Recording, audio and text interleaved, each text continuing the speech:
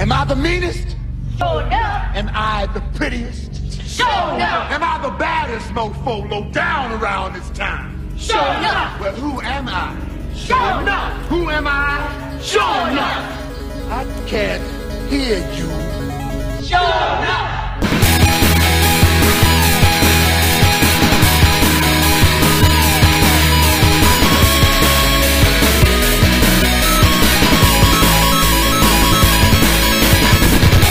All right, let's start. What is this? Start TalkRadar 140. Yeah. Start button!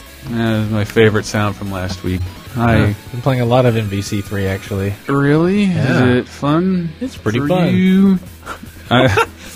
Trying, because it's been a trying day at Radar, and I'm trying to figure. Yeah. Well, Eric's here. I am. Eric, you got any other way to allow me to eat my balls while trying to make things for sight? Just kidding, sweetie. It's not. Just get. You actually caught me off guard there. Yeah, people said I was sad on Twitter, so I brought Eric on, and we're going to grill him, and he's was responsible for making me sad. I was. No, you weren't. You gave me a good Muppet book this morning. That was awesome. I showed you a good Muppet. Showed me, and the reason I clarify is because my wife wouldn't let me keep it. It's pretty serious. She's like, Muppet. it belongs to my boss. You can't be more canonical than the book. Yeah, it's pretty cool. Yeah, it's insane. Cool. How much other stuff can we talk about that nobody else cares about? I know. What we're talking about. They said you're going to talk about it on the show. I made a stupid tweet that's like, "I'm so mad at Future." Grr. And part of it's being a baby, but a little depressed. But we're going to make the show happy and about us. Yeah, gonna dip into a lot of community stuff. All right. I guess I should say I am Christopher Antista Buzzkill. I'm Michael Rapar. Brett Sadelston. I'm Eric Bradger, and chipper as always. Chipper as always, yeah. And I just want to point out that it's not my fault that the new employee handbook has all these rules about having to wear pants when you're at your desk. Yeah, God, I wish it was that simple. Nothing to do. I worked at Toys R Us for 5 years, not pants one day. I could do this with or without pants. But they made us tuck our shirts in the whole time, which is really awkward. Yeah. Did I tell you? What do you tuck your shirt into? Underwear, tidy whities. I see. So you had to wear underwear. Well, yeah. Fascism. That place. I swear. Why don't they just put you in a schoolgirl uniform? I told that story in here before, right? Where I complained enough to the district manager, my Toys R Us, to the where point you didn't have to tuck your shirt in? where I elevated it to the point where, like, I was contacting their HR representatives for the region about I don't want to tuck my shirt in, and they were like, girls don't have to and guys do. And I'm like, I don't really care about this, but the fact you bothered to separate it by gender, I bet I can yell the word court and someone will listen, and it did, and it totally worked. There's some teenage rebellion for you right there. That's misplaced aggression. I was 21. I feel like we're doing a little bit teenage rebellion right now as 30-year-old adults. But I was like, I don't know. That whole thing just bothered me because I look like a cartoon bird when I tuck my shirt in. Okay. I think it's a really, really weird look for someone not going to a wedding or an executive meeting to tuck their shirt in. Yeah, it's a very weird look. It's just not. You're not fooling what's worse though is the guys who tuck in sweaters. Stuff like that, like especially like a knit sweater. The attire you're going to wear to Toys R Us, even the required tuck. Hey, your McDonald's shirt isn't tucked in. Like, no, everybody gets it. I'm pretty demoralized. I don't have to do that too. Like I had to come in half an hour early to wash the mud off my shoes. Through walking through this construction. Video games. What was this podcast about again? What's coming up later on, Chris? Well, it's going to be a real stroking one hell of a murder boner, man. Yeah, we're talking murder boners here. It's a great movie. It is a murder boner. I believe Phil Hartman started. Stan Winston did the effects on that. Yeah, it's the original title of Aliens. The president's head is missing. The bonering. The bonering. That's what people mispronounce it. Bonering. Yeah, we got some Bulletstorm stuff. There, fine. Now I feel happy again. All it took was Michael Rapara's extrapolating more boners. Yes, thank you, sweetie. You're welcome. We're gonna have Lizzie Cuevas come in and talk about how to make chiptunes with your Game Boy. With your Game Boy? With your Game Boy. But just sort of thinking about it, I think she helped Tyler Weil jot down a little article about it. It is sort of like the cheapest instrument accessible to anybody. You can't refer to them as Game Boys. It has to be like portable, handheld game device. Otherwise, yes. Because no one uses Game Boys for illegitimate use, because then that would fall in basically the same purview as Sony's argument about all this hacking business. You're using it for an unintended cause or purpose. Well, Game Boy wasn't meant to be an And the fact that you have paid for it does not mean that you have the right to do anything you want with it. Yeah. You don't own it. Sony's property somehow. Yep. But first, I guess we'll talk about the old top 7. Which is top 7 disastrous game romances. Which came a week after Valentine's Day because our one last week for Valentine's Day was, Michael, you did a badass beheadings because St. Valentine was beheaded, probably. Which I think was more appropriate to the holiday. So this one... Yeah, Valentine's Day is not about disastrous romances, although you could suggest that several romances ended in disaster after this past Valentine's Day. So if you look at it from a cosmic level... Mine, not a good Valentine's Day for this boy, and once again... Don't talk to my fucking girlfriend. Just leave me alone, people. Jesus Christ. I thought that rule was only her rule for you. I don't think she minds it. It's just the things that they say to her, and like, you can't make a joke on here that you're going to quote. All right, top 7. Top 7 this week is from Dave Meekleham in the UK. The top 7 disastrous game romances. Is he still with us? He is apparently leaving. Not for much longer. Aww. This may be the last thing that he ever writes. He ever does. Meekleham. I never met him. I just want to say, I knew it was him before I even read the byline, just because I scrolled down and saw an image where somebody's saying Bloody Nora. Bloody Nora. Is that that's a his swear? battle cry, isn't it? That's his catchphrase. We're trying to figure out what Bloody Nora was because that's not a phrase here. So No. I know it's an think exclamation, but it's like, just an expression. but who's exclamation. Nora in this case? And is she supposed to be bloody? Is she bloody literally, or is it like, well, this bloody thing sucks, that kind of thing? I know the answer to that, and it is who cares? Okay, that's an answer to a lot of questions I asked. How do you spell that? Same way in the UK as the US? Is there a U in there? Who cares? Yeah. I think it's after the O. Who cares? WHOU. Yeah. But yes, the disastrous game romances that end in disaster. It's stretching this out. It looked like you had to load something. I'm just thinking that if your game involves a protagonist with a gun and a love interest with a gun, it's not going to end well. I think that's what I took away from They're this. just going to be banging guns together. Yeah. Instead of just begging. Where are all my goopy sound effects? Oh, Jesus. Number 7 is Naked Snake and Eva. Wait, I got to do the number 7 button. Yes. Hey, great. Yes, and Having never played this, I don't know what to say. before my morale was shot in the heart today, I did muster all the strength I could to get back into it, and this is the crowning achievement for the podcast, to make the perfect Metal Gear boner sound effect. Yeah, so that's you can stop listening now because the rest of this is so half-hearted. But this is a scene with Ava. Michael, do you have any background with Ava relationship? Yeah, Ava is like the double agent who turns out to be a triple agent from Snake Eater, and there's kind of a sort of romantic thing going on between her and Naked Snake, aka Big Boss, and they bone near the end. And They do bone. yes, they do bone. I have a scene It's very heavily implied. of her tempting. I don't remember seeing that scene, actually. It wasn't explicit. She's a confusing femme fatale. I have a little scene with her just tempting poor Solid Snake. And why am I so quiet? I'll adjust that while we listen to this scene. Is there anyone you like? Someone special? I've never been interested in other people's lives. What? You were interested in the boss. She was different. Really? PS2 How do you feel conversations. about me? Yeah. Loading. I should be asking you the same question. Me? I can fall in love if it's part of the mission. Even with you.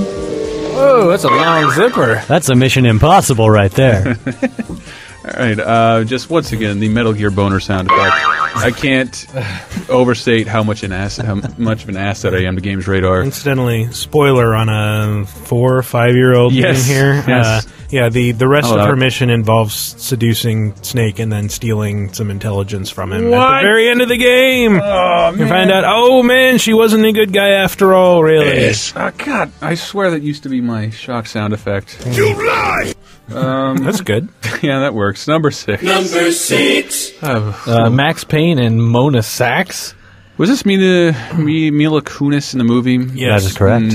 She's pretty. Yeah. Nice. Moving on. Oh, Jesus. They just sound. And there was a nude patch for Mona on the I PC saw version. that. That's the only thing I could find with her on YouTube.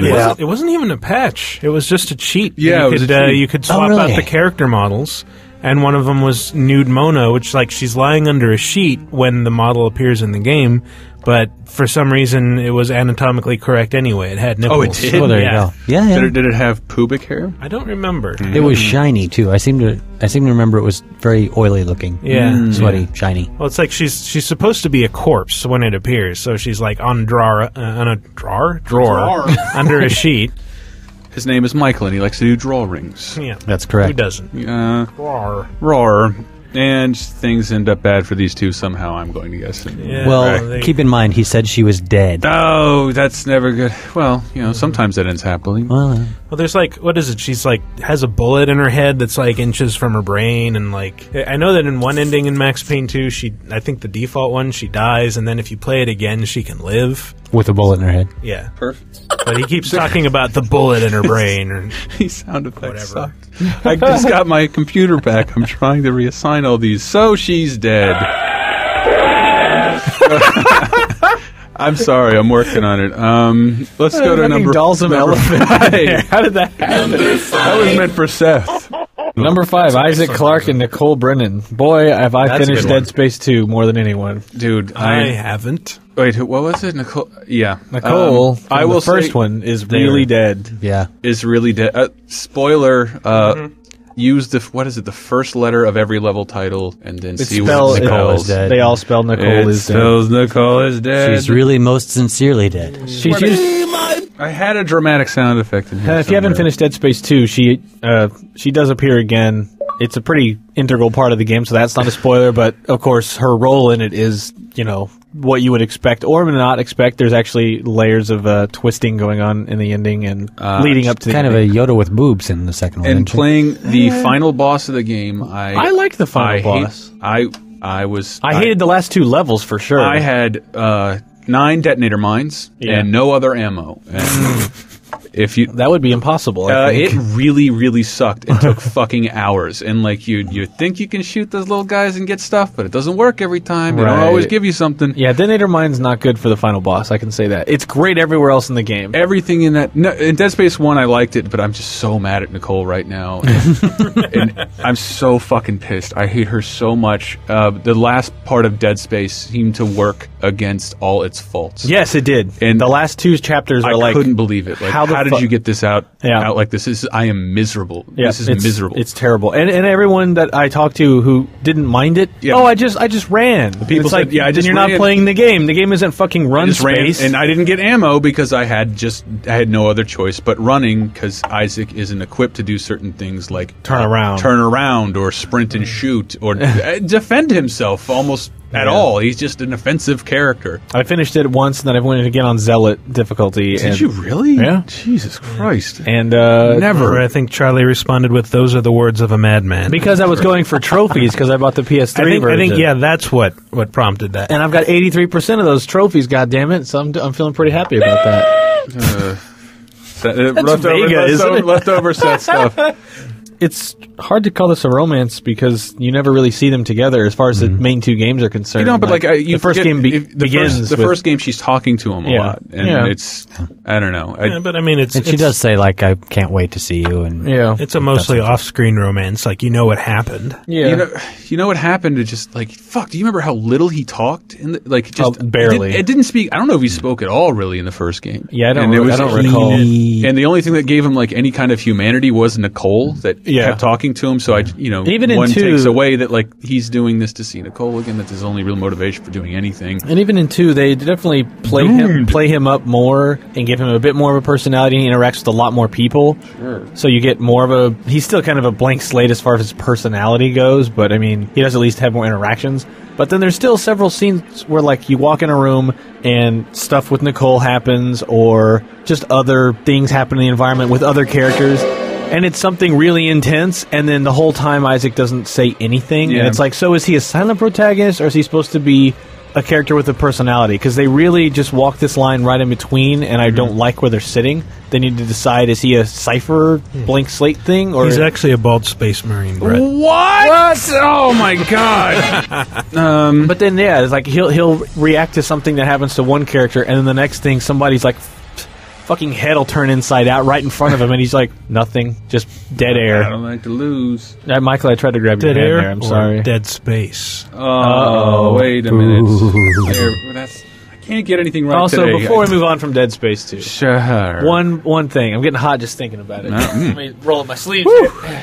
Games Radar After Dark. That's right. Wait, that proposal never went through. Yes, it never did. All right. It's just Games Radar Dark. Oh, Careful, inside. somebody owns that, I'm sure. Ooh. Yeah. Games Radar Dork for sure. Michael is hitting the... Uh-oh. Sorry. So, there's a point. Dead Space 2 takes place on Titan, orbiting Saturn.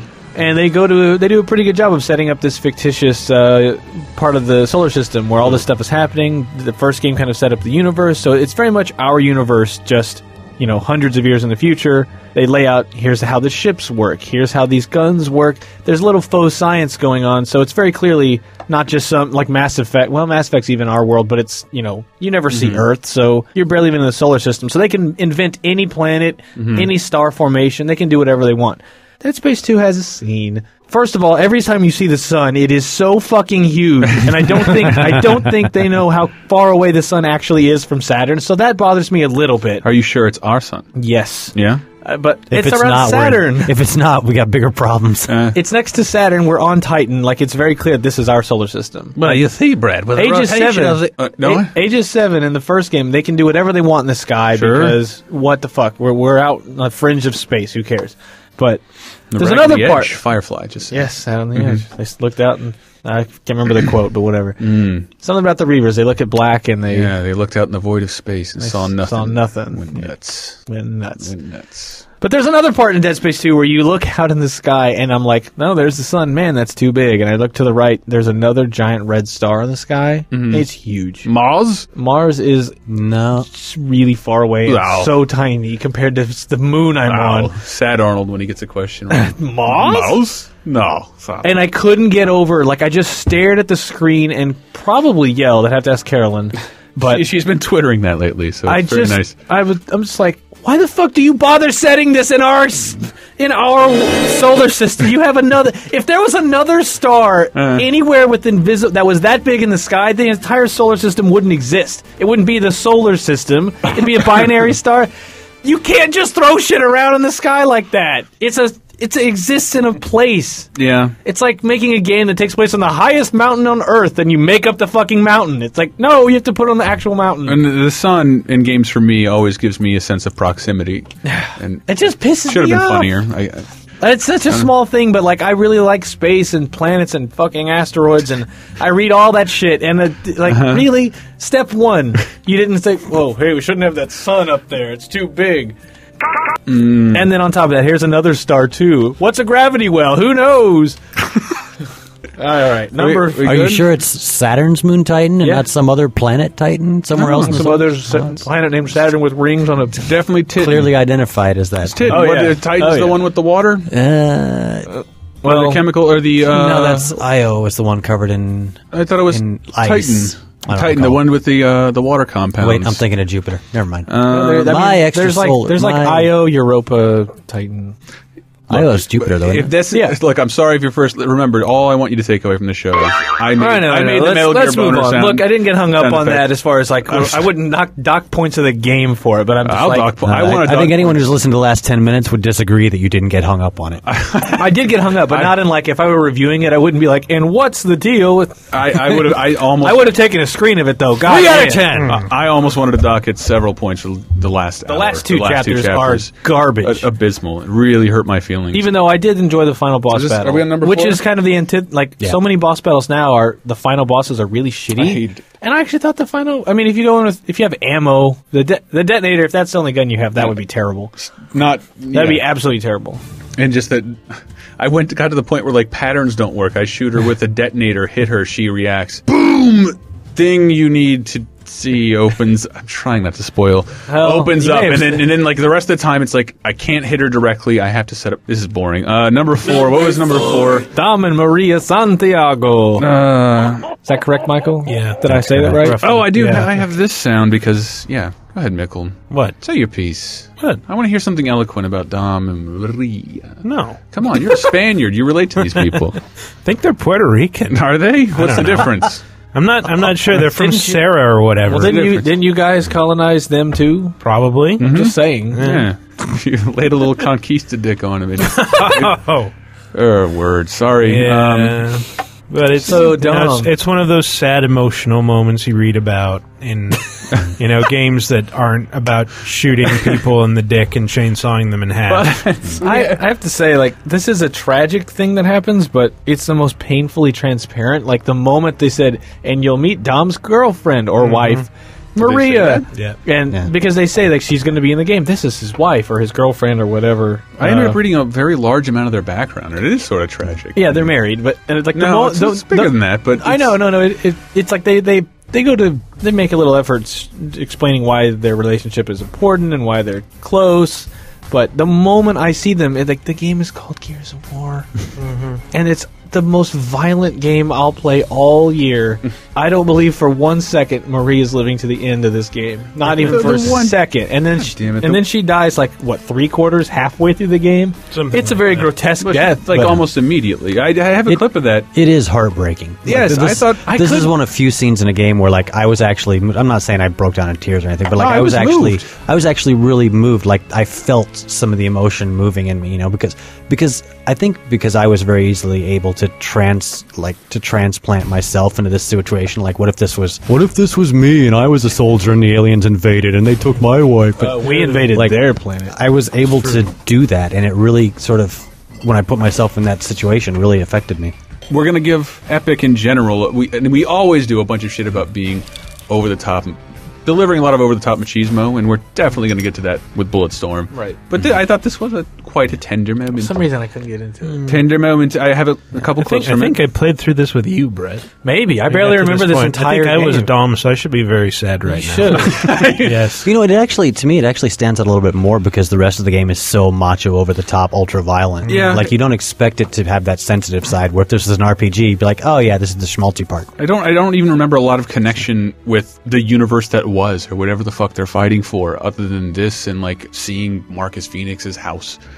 Oh, hey, this is what society used to look like on Sarah. You know what's funny about that is they actually, I think the original Gears of War did an absolutely crap job of explaining what exactly happened. Like, they had that whole Emergence Day trailer and thing that they showed at, what was it, E3 or something? Yeah. Before the game was out, they were talking about it, and it never showed up in the game. Like, you just had to sort of understand there was all this backstory in World War, and they came from the ground. You didn't read the books, Same thing with Halo. I'm really getting tired of and Dead Space as well. I'm getting tired of all this shit where it's like, we're not going to explain it in the game, you fucking Well, Dead Space, it's been explained because there have been, 3 prequels now? Yeah. I bitch both ways that, like, it's a game, let me just play the game part, but I don't know, I thought this was an okay balance. Here's a clip of Dom finding Maria. I was a little unclear, like, how'd they know it was Maria immediately? They walk on the scene like, oh, it's Maria. Well, it smelled like her. I guess. Like, I tell, man, my heart... Did a locust label her cryogenic chamber? No, man, my heart arrow was pointing this direction. Marcus, we finally found her. It was the only casket with a label on it, you see. We finally found her. It said Dom's wife.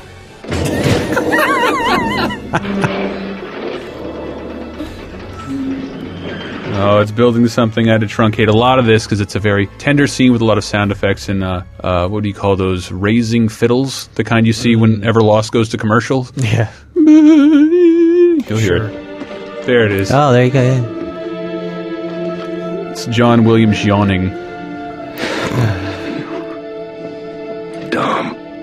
Dom. He's like, Dom, take a look. Nice to see those choir girls from Halo got extra work. Originally, it's also difficult, like with Eva from Snake Eater, and the same thing is with Dom. Mm-hmm. It's really difficult when you have characters who have normal voices interacting with like cartoon voices, actors, and then here comes Marcus Phoenix. Dom, I'm sorry about your wife. I bet that's all he says is Dom. And I know. All he originally saw was his wife that was, and no, baby, no. Unless their voices are normal people. What did they do to you? What did they do? I don't know what they did there exactly. But in the final clip, it's very dramatic. Like a zombie. I'd appreciate no talking during the final clip because this is really going to move all the people out there listening. Right. I love you so much. Yeah. I don't find this very moving. ahead, Michael. Brought to you by the Dragonheart score.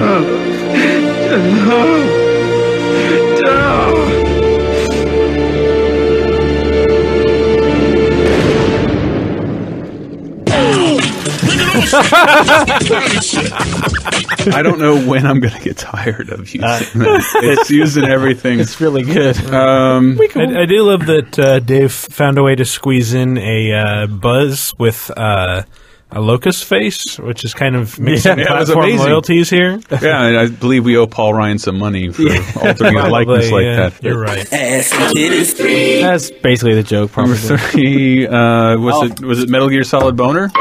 You've already made that joke. Wow, I've already worn it out. There's not even a smile on anyone's face anymore. Number 3 is what? Somebody with an internet. Number 3 is Jackie Estacado and Jenny Romano. Hey, talk about this. Which is a fantastic There's scene. another gut-wrencher. This is the biggest reason I think I'm looking forward to seeing The Darkness 2. Wait, why? Can you be more specific? Huh? Can you be more specific? Like, well, why? because I just think The Darkness 2 in general. Yeah, but this was one of my favorite. I think one of the biggest achievements of the original game was it's as a shooter, it's just kind of so-so.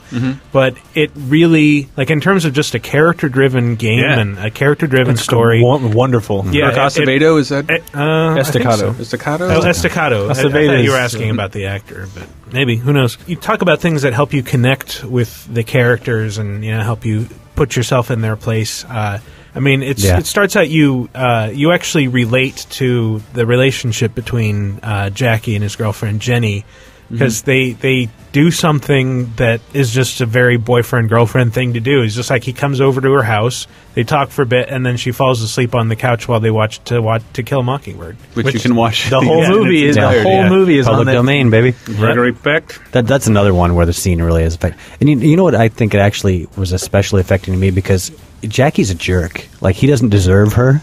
She's way too not.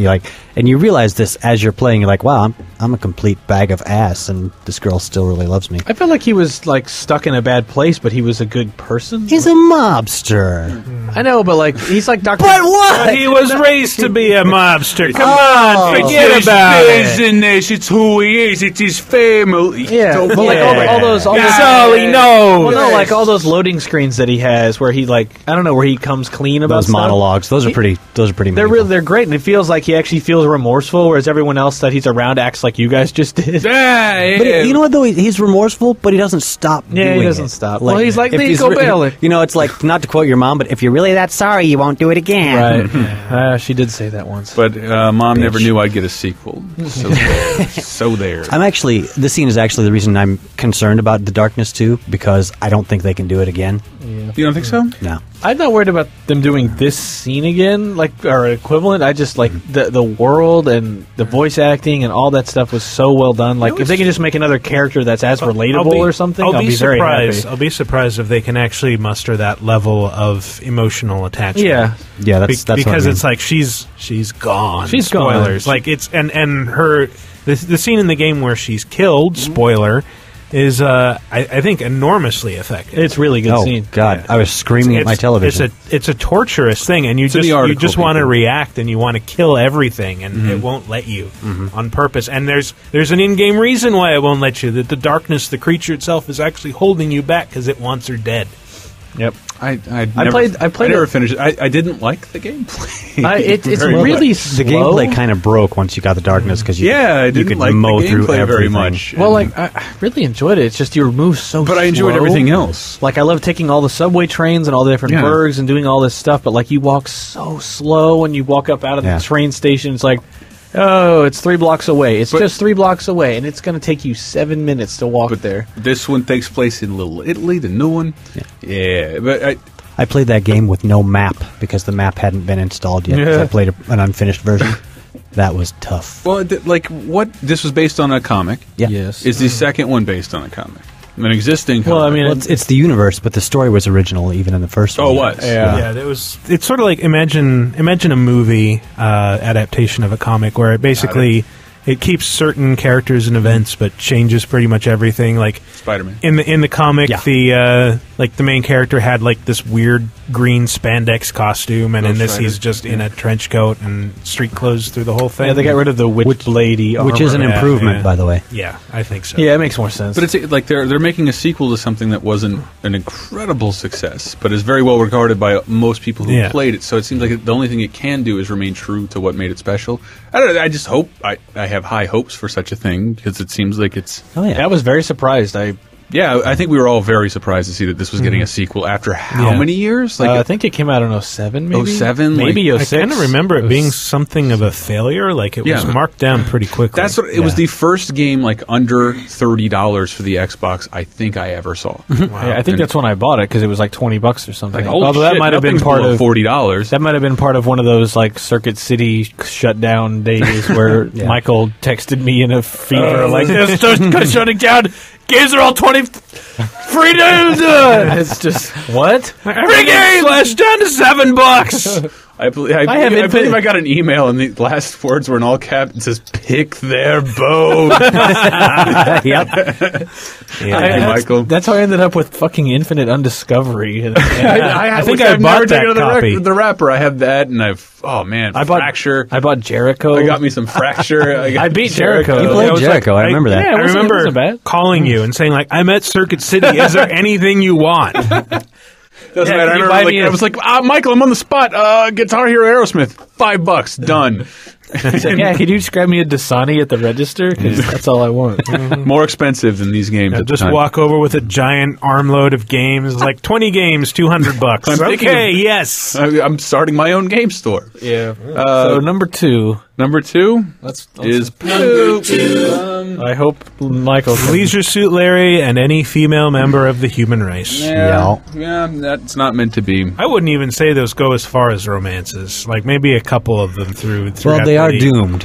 9 or 10 games. They are doomed. But he does connect with a girl on occasion. Passionate Patty is about the closest thing to a real connection that's lasted for more than one game. I think he's in this entry. He's more playing up on the disastrous part, because in all the instances, Leisure Suit Larry's like stabbed or burned or like. What's this one with all the shuriken in his back? Yeah, that's what I'm just assuming. It's from Love for Sale, a ninja. Oh my goodness! Is that the last Aloe one? I think that's an Olsen Twins movie. Yeah, that was 7. Yeah, it was like fully animated. Yeah, something weird like on that. a CD, Michael, on a compact disc. Pretty impressive. And then after that, Aloe washed his hands of the series, and it became better and better each time. No, it did not. He tried to make a comeback a couple years ago with. Low?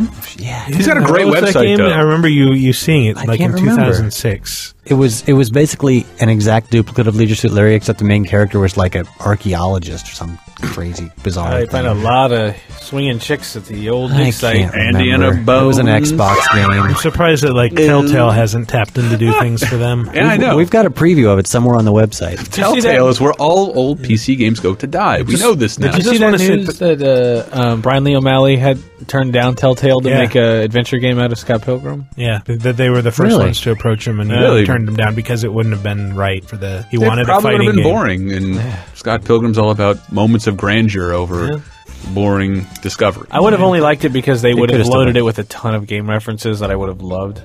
I don't know. I just think that they did that anyway. I know they did it anyway. That game now is way more rewarding for people who care about the property. Yeah, I agree. No, the game they made was good. I was just saying. And I also want to say, bringing it back to the top 7 entry here, there's a horrifying picture of Larry filleting a cactus, I guess. I can't look away from it. It's terrifying. Really, it's almost like an Escher painting. Like when I think I'm at the end of it, I'm back at the beginning, and I have to look at it again. I will say though, all that animation looks way better than all the 3D stuff grouped around it. Yeah, if they insisted upon making another Larry, I think the animated thing, I don't 2D think is the way to go. I don't think after box office busts, I don't really see it happening again. Oh, someone's going to trot that mule out again. Number one. Number one, top 7 disastrous game romances is Wander and Mono. Oh, dude. That's a pretty good one. Shadow of the Colossus. She's named Mono because she's asleep. Mono? She's tired. Makes you sleep. Well, what's the definitely, shut up, Michael. Well, it's one of those games you know from the beginning that you're doing the wrong thing already. A little bit, yeah. I haven't even finished the game, and I've gotten what? You're fired. Go home. The excuses. But you do get a feeling immediately like you have to. She's never going to be saved unless you go kill this. Yeah, these 13 creature that doesn't things. deserve it. That's clearly like one of 13. Yeah, one of a kind. Just like sacred beasts that you're going to go kill all of in grotesque, horrible fashion. It's like an elongated prophecy. Like you can bring this person back, but it's not worth it. Yeah. It will not be worth it. And then you may end up unleashing an evil god and then becoming one yourself or something. And then there's Lizzie. Oh, Lizzie's here. She just waved and ran away. Glad we're at number 1. It's a little like watching a bullfight bringing the colossi down just because they start out these huge, powerful beasts and then you just gradually cut away at their health until you finally just bring them toppling down. Give it to the Spaniard to make a bullfighting. Hell yeah! Oh. Hope you like that. Yeah, like the images he has in here of like when in the article of just how when Wander becomes, I don't know, at the end he becomes the evil thing and then he has to.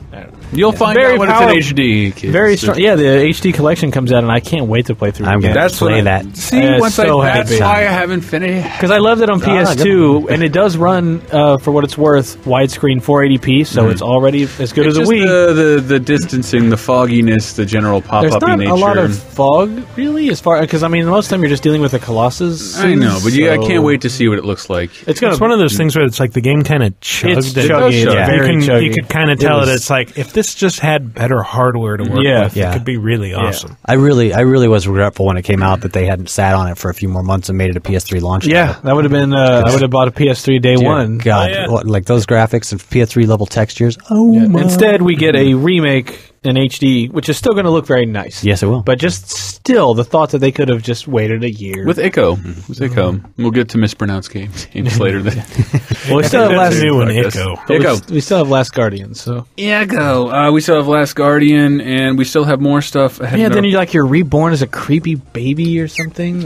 With horns. Yeah, which sets up Ico. It's such a fucking weird, cool ending, and it's a sad because the whole game has been about saving this girl. And it's rewarded with fucking torture and pain. But you save the girl. Yeah, she does. She does get up and walk away. She does. Word. I'm sure she appreciates it. Dark and evil god kept that end of his bargain at least. Yes, like I'm going to double cross you, but I still bring her back. Thank you, Monarch. We appreciate that. I was a Monarch almost out of breath. Yes! I said it at the end of a breath, so I'm like, to Magoo. We're going to pause for a break. And I am going to magically transform into Lizzie Cuevas. Yes, and her bandmate. You didn't know I was the same person. We're going to talk. I had quite an inkling. Looking forward to seeing it. You both have the same mold. And we... Yeah, easy. Which one? See? We both have the same tattoo, but you don't know about that, do you? I do. I've always admired your tramp stamp from afar. By afar, I mean the mirror I placed behind your seat. Anyway, we'll get out of here, and then when we get back, some Bulletstorm nonsense and... the glowing stars.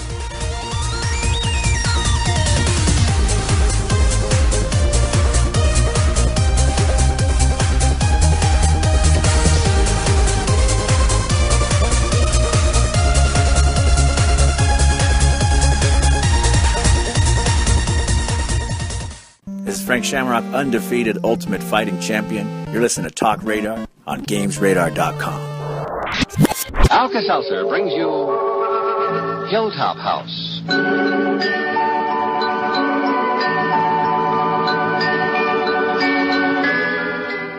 Catalina, it's Carl. Come on, let's go. We got banks to rob, baby. In here, mi amor. All right, come on, let's go. You get your sorry ass in here right now, Carl Johnson, or I shove a fucking hand grenade up it. All right, I'm coming. Oh my God! What in hell's name is that? This, you fucking prick? This is a rack. I'm gonna torture your sorry ass. Please, no. You never write to me. You don't call. You treat me like a fucking whore. Like one of your whores. No, baby, please. I ain't into that shit. I'm gonna fuck you up. Oh, baby, please, no. Ow! Yes! Hey! Faster! Ooh! Harder! Ow! Give Hey! me! Oh, yes!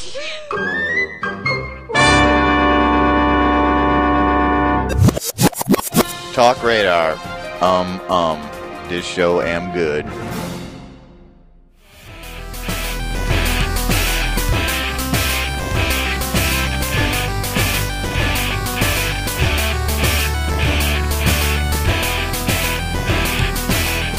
Okay, hide the contraband. This is Talk Radar 1. Has to be 140, segment 2. You know Michael, you know Brett, you know Chris. Eric is gone. Who else do we have with us today? Lizzie. Lizzie. Me. Who? Hey. And Matt. Hi, Matt. Hi, Matt. Hey, Matt is my bandmate. What do you guys represent? You represent the Glowing Stars. The Glowing Stars. Well, we are the Glowing Stars. How did you come to the name The Glowing Stars? Because I know you were like, it was deliberations for a while about... Oh, yeah. It was deliberations in very expensive focus groups. A couple $1 million later, here we are. Excellent. Yeah. Does it have an origin? The Glowing Star, whatever. It's still kind of synonymous with chiptunies. Yeah, do like me some stars. And that's, is that offensive? I don't know. Chiptunes, is that cool? Right? A lot of people debate that on the internet, but like a lot of things debated on the internet, I don't really care. Yeah, there you go. That's the right attitude. Amen. What we're going to try and do later on, dude, you have, how many Game Boys are hooked up right now to the amp? We have 4 hooked up and a spare standing by. A spare Game Boy. So yes, while Lizzie and Matt are the only band members, the unsung hero is the Nintendo Game Boy. Yes. Brett Elston, can you name those models over there? Well, yes, I can, Chris. You've got it looks like 3 different Play It Loud variations. Oh man! You've got the green one, and then the 2 clear ones, which has a back of a yellow, and then an original 1989 Game Boy. And then what looks to be a Game Boy, yellow, a Game Boy Light, which was, I believe, Japan only, was not released in the United States. Oh man! It's a Game Boy Pocket. That has a backlight built into it. It actually isn't the Pikachu yellow Game Boy. How do you know that? No, that's not the Pikachu yellow. That's part of the yellow Game Boy. It's actually a custom dyed back. Ah, I see. It originally was part of an original Game Boy. Original Game Boy. Because they did the gray ones first, but then around 90-something, they introduced the Play It Loud colors, which is all that silliness.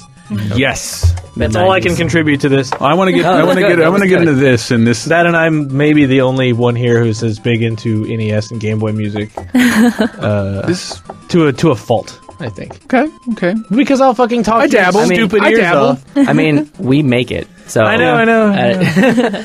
We were trying stuff out. It's great that Matt knows more about the mixer than anybody else who works here, and thank God someone's here to solve some of this stuff. But yeah, we got most of this stuff hooked in, and I don't know. I think what's really fascinating to me is that this is like those little Game Boys are sort of part of your band. So if you ever wanted to like make music, it's how much can you find a Game Boy for nowadays? One of the great things about making chiptune music is it's like a $2. You go to the flea market, you can get one of these things for like $2 to $5, and then the software is like $2, and you just have to have a little ingenuity and get it put together. And you made it look super easy to get certain. You did to get certain kind of sounds out of it. Yeah, the NESs are the harder ones. NES is a little harder. Yeah. People try to get a lot of money for it. What, the NES is? Yeah. Well, in the NES, anyone who's owned one since they were a kid knows that eventually blowing on the cartridge only gets you so far. Yeah. Could you use like a fake hack job NES? Like what is that thing we have in the office that doesn't work? I forget. There's all kinds of different names for them. There's like the Play Messiah. Messiah, that was a few companies now make rip-off NES. There's a lot of rip-offs. And you can try them, but a lot of them don't sound as good, or they don't at least sound right. We saw Anamanaguchi in concert at DNA Lounge, where we eventually will probably see you guys. They've got some fancy NESs going on. They have but it just shit the bed on stage and like, hold on, we gotta swap out the band member, and they did like immediately, and it was done. I have no idea how this is done, so I'm sort of fascinated to learn. Yeah, we're gonna have to look forward to that. Yeah, that's the nice thing. Get a few extras queued up. Exactly. Game Boys are even easier to have on backup. You pull it out of your back pocket, and you're pretty much good to go. And I believe they sold more else than there's more Game Boys out there than there are NES consoles. Oh, most certainly. Yeah, absolutely. But let me get this horse shit out of the way. Lizzie. Yes. I made a Metal Gear boner sound. You don't sound excited. Nothing? No response? I was waiting to hear it. Pretty good, right? You think you know audio, Matt? No, you didn't mix some Kojima audio with Hanna-Barbera sound effects, did you? That's the sound of Fred Flintstone's boner. Yes. Wow. Once he gets caught. We have new releases. Where is Charlie? He's played a lot of the biggest game, one of the biggest games this week, but also Gray Matter from the writer of Oh, Jane Jensen? Yes, Gabriel Knight. Yeah, and all that crap finally came out, did it? It did. Wow. Indeed, it did. It finally came out, and Charlie's not here to say anything about it because he's off playing a game that starts with Gears and ends with War 3. What a dick. Beta with Henry Gilbert, which I am not there to do this. Just saying. The Blob 2. It's averaging a 77 presently. Is that my fault? I reviewed it for AtGamer, and really? I thought it was kind of cool. I didn't like the first one very much, but seeing definitely a kids-based game in HD on a regular normal console, and it was quite charming and not unfun. It has linear goals, but it's also mixed in with like, hey kids, it's a coloring book. Who gives a shit? Do what you want to do. The Wii version has a 77. I don't know about that. Oh, but the DS one is like a straight up 2D platformer and is awesome. Really? Yeah, it's awesome. I thought it was pretty damn good. Still something nice for the DS out there. And the biggest game of the week has to be the Dreamcast collection. Oh yeah, which is. It's tremendous. That's what, 3-4 games on one disc? 4 games, Michael. 4 games. 4 whole classic games. 2 of which have been previously released on other formats. It's like the saddest state of Sega. Like, we all know that they just keep releasing the same 23 games over and over again. But they have so many that we like, so but like across, we're gonna wait. As far as Dreamcast is concerned, they just keep re-releasing the same 4 games. And here they are again on a disc, in addition to the digital download you could have got. At no savings, by the way, buying the physical version. It's kind of like, here are things that I'm moderately interested in, and here are things that I've kind of already had my fill of, like Space Channel 5 Part 2. Okay, that's pretty cool. Crazy Taxi. All right. Yeah, I don't know. I don't know if it still has the Offspring or Bad Religion, because that kind of defines that game. Yeah, they took the licensed soundtrack out, which is, I mean, that's the point, then. They did it for the digital release. I don't know. Maybe it's the same thing once it goes back on a disc. I hope it's the same thing. I haven't played it yet. I don't know. Sonic Adventure. Which was never good, I'll have you know. Wait, excuse me, has aged amazingly. I just say that like Stimpy saying Misery Date. Oh, Ren. And Sega Bass Fishing is the other game? Yeah. What the fuck? And without the controller that made it interesting. Do we have a fishing controller as part of the Glowing Stars? Can we consider it? Can we? No. It's not 8-bit. Unless, yeah, I mean, maybe we can convert a Nintendo Zapper. To make that ching. Exactly. But Henry made it a point for me to get the Sega Bass Fishing noise, because we give fishing games a lot of shit because they come out on Wii every 2 minutes. But this one has an amazing fish noise. Sounds like an arcade. Fish! And I'm guessing since it's an arcade, I can just imagine like a Japanese guy dusting his hands off. Won't need to translate that. Fish! Well, I also pictured just like a logo up on the screen that just says the word fish. It does. Fish! Wait, it gets cooler.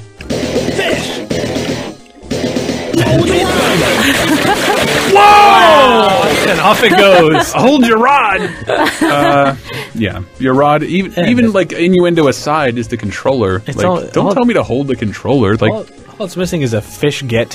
Fish get. Don't drop the controller. Fish get. What? This is how you can work sound effects. Sold. I have nothing. Fish get. That's really taking me by surprise. Yeah, Dulcim's elephants. God, it's pretty good, right? I only have a couple of sound effects. Apparently, all I have is ass and elephants. And, Fight Night Champion is out this week. Is it really? Actually, I don't know. All the reviews posted this week. I don't know when the release date is March 1st. Oh.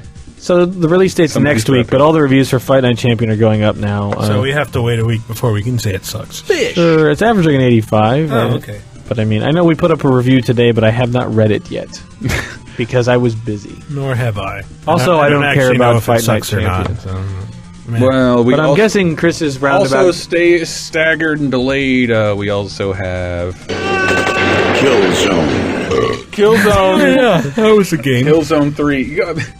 I don't mean to undersell it. It looks really good, but like there was a launch trailer released today. I'm like, maybe you shouldn't have let us review it really early, because now it's like sort of pushed down on the site and a little harder to find. That's the thing that Sony always does that all the time. Yeah, always. but it's. I think it's nice giving us ample time outside of. It's not really giving us ample time because it's like, here's this game. The reviews goes live next week. Yeah. Do the review by next week. It helps us out when we're caught up in the excitement. But like we went.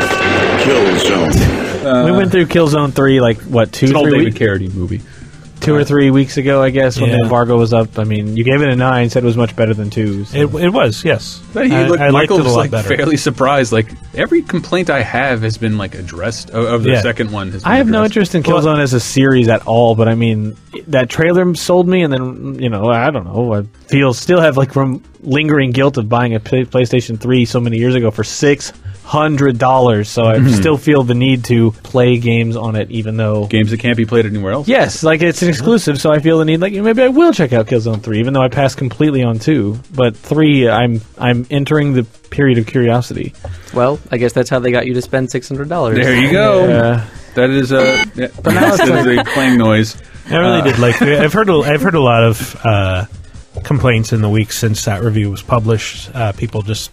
I think a lot of them seems to revolve around the plot. Like people are saying, like, "Oh, the main characters are really boring," or that's why I'm playing Killzone. But I liked it. I definitely fired up a game called Killzone. This story doesn't make any sense. Call of Duty Black Ops, I couldn't really connect to the characters. So anyone who makes that argument just needs to shut up immediately. Yeah. Maybe you're overanalyzing what you like about games. Maybe. Some games, some movies, I expect a good story. Some movies, I just expect people to explode, and that's it. And you're making it easier for Halos and Call of Duties to come out every year because all they have to do is make interesting characters. But I did say in the review that every complaint critics have about the game has been addressed. Really, it was every complaint I had about Killzone 2 was addressed in Killzone 3. And I liked it much better as a result. I just thought it was like just this endless thrill ride that constantly threw new things at you. It's averaging an 84, so it's doing all right. Yeah. Lizzie, loving the Killzone? I didn't play it. You're drinking alcohol on the show, I'm aren't you? Soda. That's not. I drink soda at the this weakest party. alcohol I've ever seen. I don't want to push the English thing. Even though I do have my gong sound effect. It's funny. It's funny when it's honest, like out in the wild. But over the weekend, Kellen and I went to a Japanese restaurant that is in our neighborhood, and over the years changed, and now it sucks. But let's try it again. And there's English all over the menu. That's not it. Here. So they'd say like mushrooms and crab reg and things like that, which I thought was funny. But then when I ordered a Sprite. And even on the receipt, he hand wrote Splite. Like, wow, really? That is true English. And I was it tickled me. But the meal, did you like it? Did I like it? I liked the appetizer. It was called the Ladybug. It was very cute. Was it made of ladybugs? As for the udon main dish, it was rackruster. Sure. It really was. You mean rackrustle? Rackrustle. It really was. It was not good. Compared to another Japanese restaurant that is also near. So I can't believe you guys found a Japanese restaurant in San Francisco, man. I know. There's so few in the immediate vicinity of my house. Speaking of horribly named titles that you think were from South Park games, Bulletstorm came out in addition to Killzone. And, on the same day. On the same day. If ever Fox News and that shit had a day, like the two biggest games this week are Killzone and Bulletstorm. You know what I've noticed, especially for Fox News? Do we have ass and titties on the Game Boy? Wow. Have you heard my Duke? How did you do that? How did you do that? Magic. This is all from the magic of the Game Boy. Have you heard my Duke Nukem Ass and Titties remix? No. It's horrible. You got it? I like that he has it on call. I don't have anything else. It was from last week. Just taking its sweet time. Ass and titties. Ass, titties, ass and titties. Ass, titties, and titties. Ass, titties, ass and titties. Thank God for that song. It really comes together in minute 7. Yeah, I know. I got a little smile out of Matt. That hopefully we can have some more of that. That's good. That's good. I hate showing anything I've done technically to people who know what they're doing. I feel like all you see is the flaws and what's been done wrong. Bulletstorm.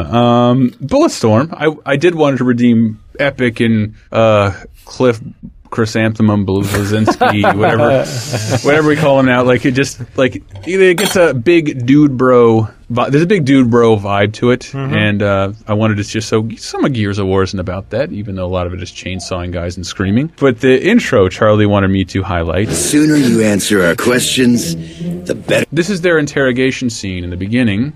Sets off the vibe of the whole thing. What are the odds we don't miss a bottle and evaporate your face. Okay, stop! Okay, please. I'll tell you whatever you want, okay? Whatever you want to know. Whatever you want to know. What's the bounty on our heads? You worth $500 million per.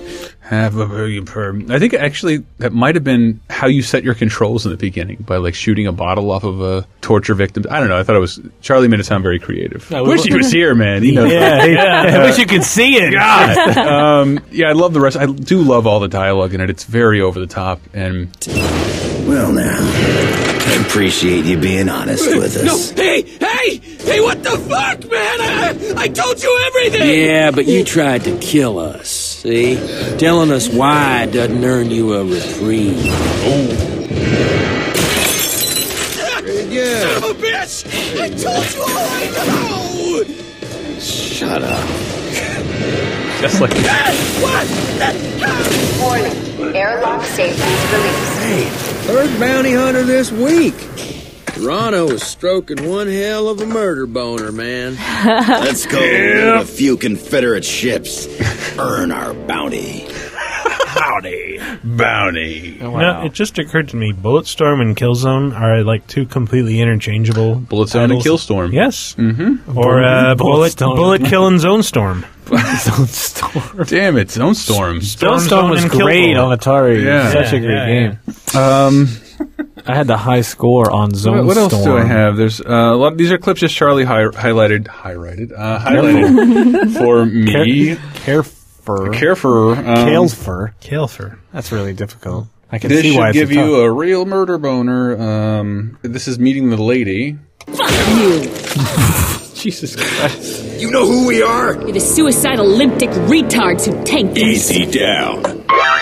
That's the lady. Did Nukem jump in at the end of that? It is a lady. Charlie liked this line. I do too. Go fuck yourself! You shitpiles give chase, I will kill your dicks! What does that even mean? I'll kill your dick! How about that, huh? Speaking of dick-killing parties. Jesus Christ. Wow. What is happening? I hope the kill achievement. Oh, I had that too. Ha! There, look. Nice. There you go. It comes to a nice digital ejaculation. But there's also a little homosensuality. Sorry.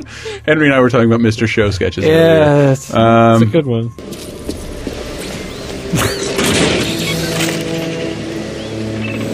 Nice view. You want to make out? Just two gruff, military-hardened dudes sitting in an elevator, snuggling out their woes in a totally hetero way. Huh. That's a nervous chuckle. Either your human side gets the joke, or your computer side likes the way I look at these pants. Or a little of both, perhaps. Hey, I'm not judging.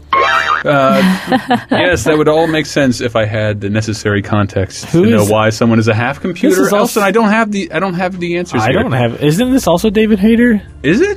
Who is also Solid Snake? What? Wait, the main character? Yeah. No, I think it's like Steve Blum or something. Oh, it's the big O dude. Yeah. Okay. Oh, the Blum dude who's in fucking everything. He's in everything. He's in Bionic Commando as well. It's got the Blump dog, the Blumpkin? Yes, the Blumpkin. The Blumpkin. I love Country Blumpkin. I'm sure he loves that.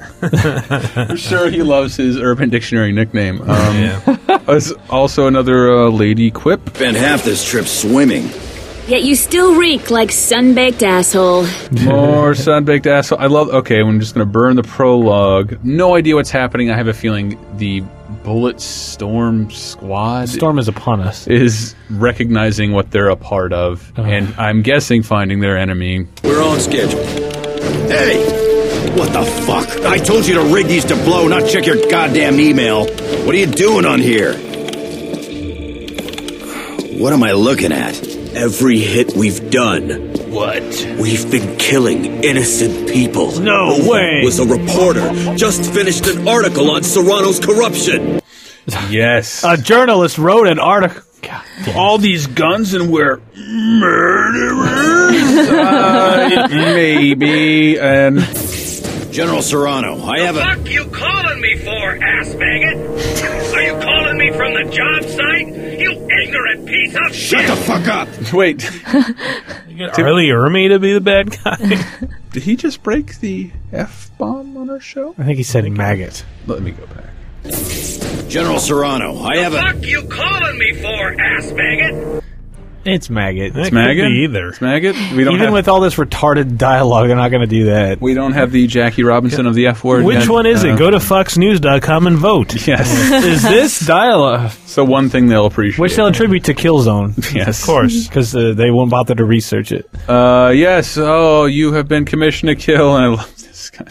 Have you had us killing innocent civilians? What in the name of sweet Mary Mother of Christmas did you think you were doing out there all this time? You namby-pamby cocksucks are Confederate-sanctioned assassins! You told us the targets were gun runners, slave traders, mass murderers. Yeah, I lied!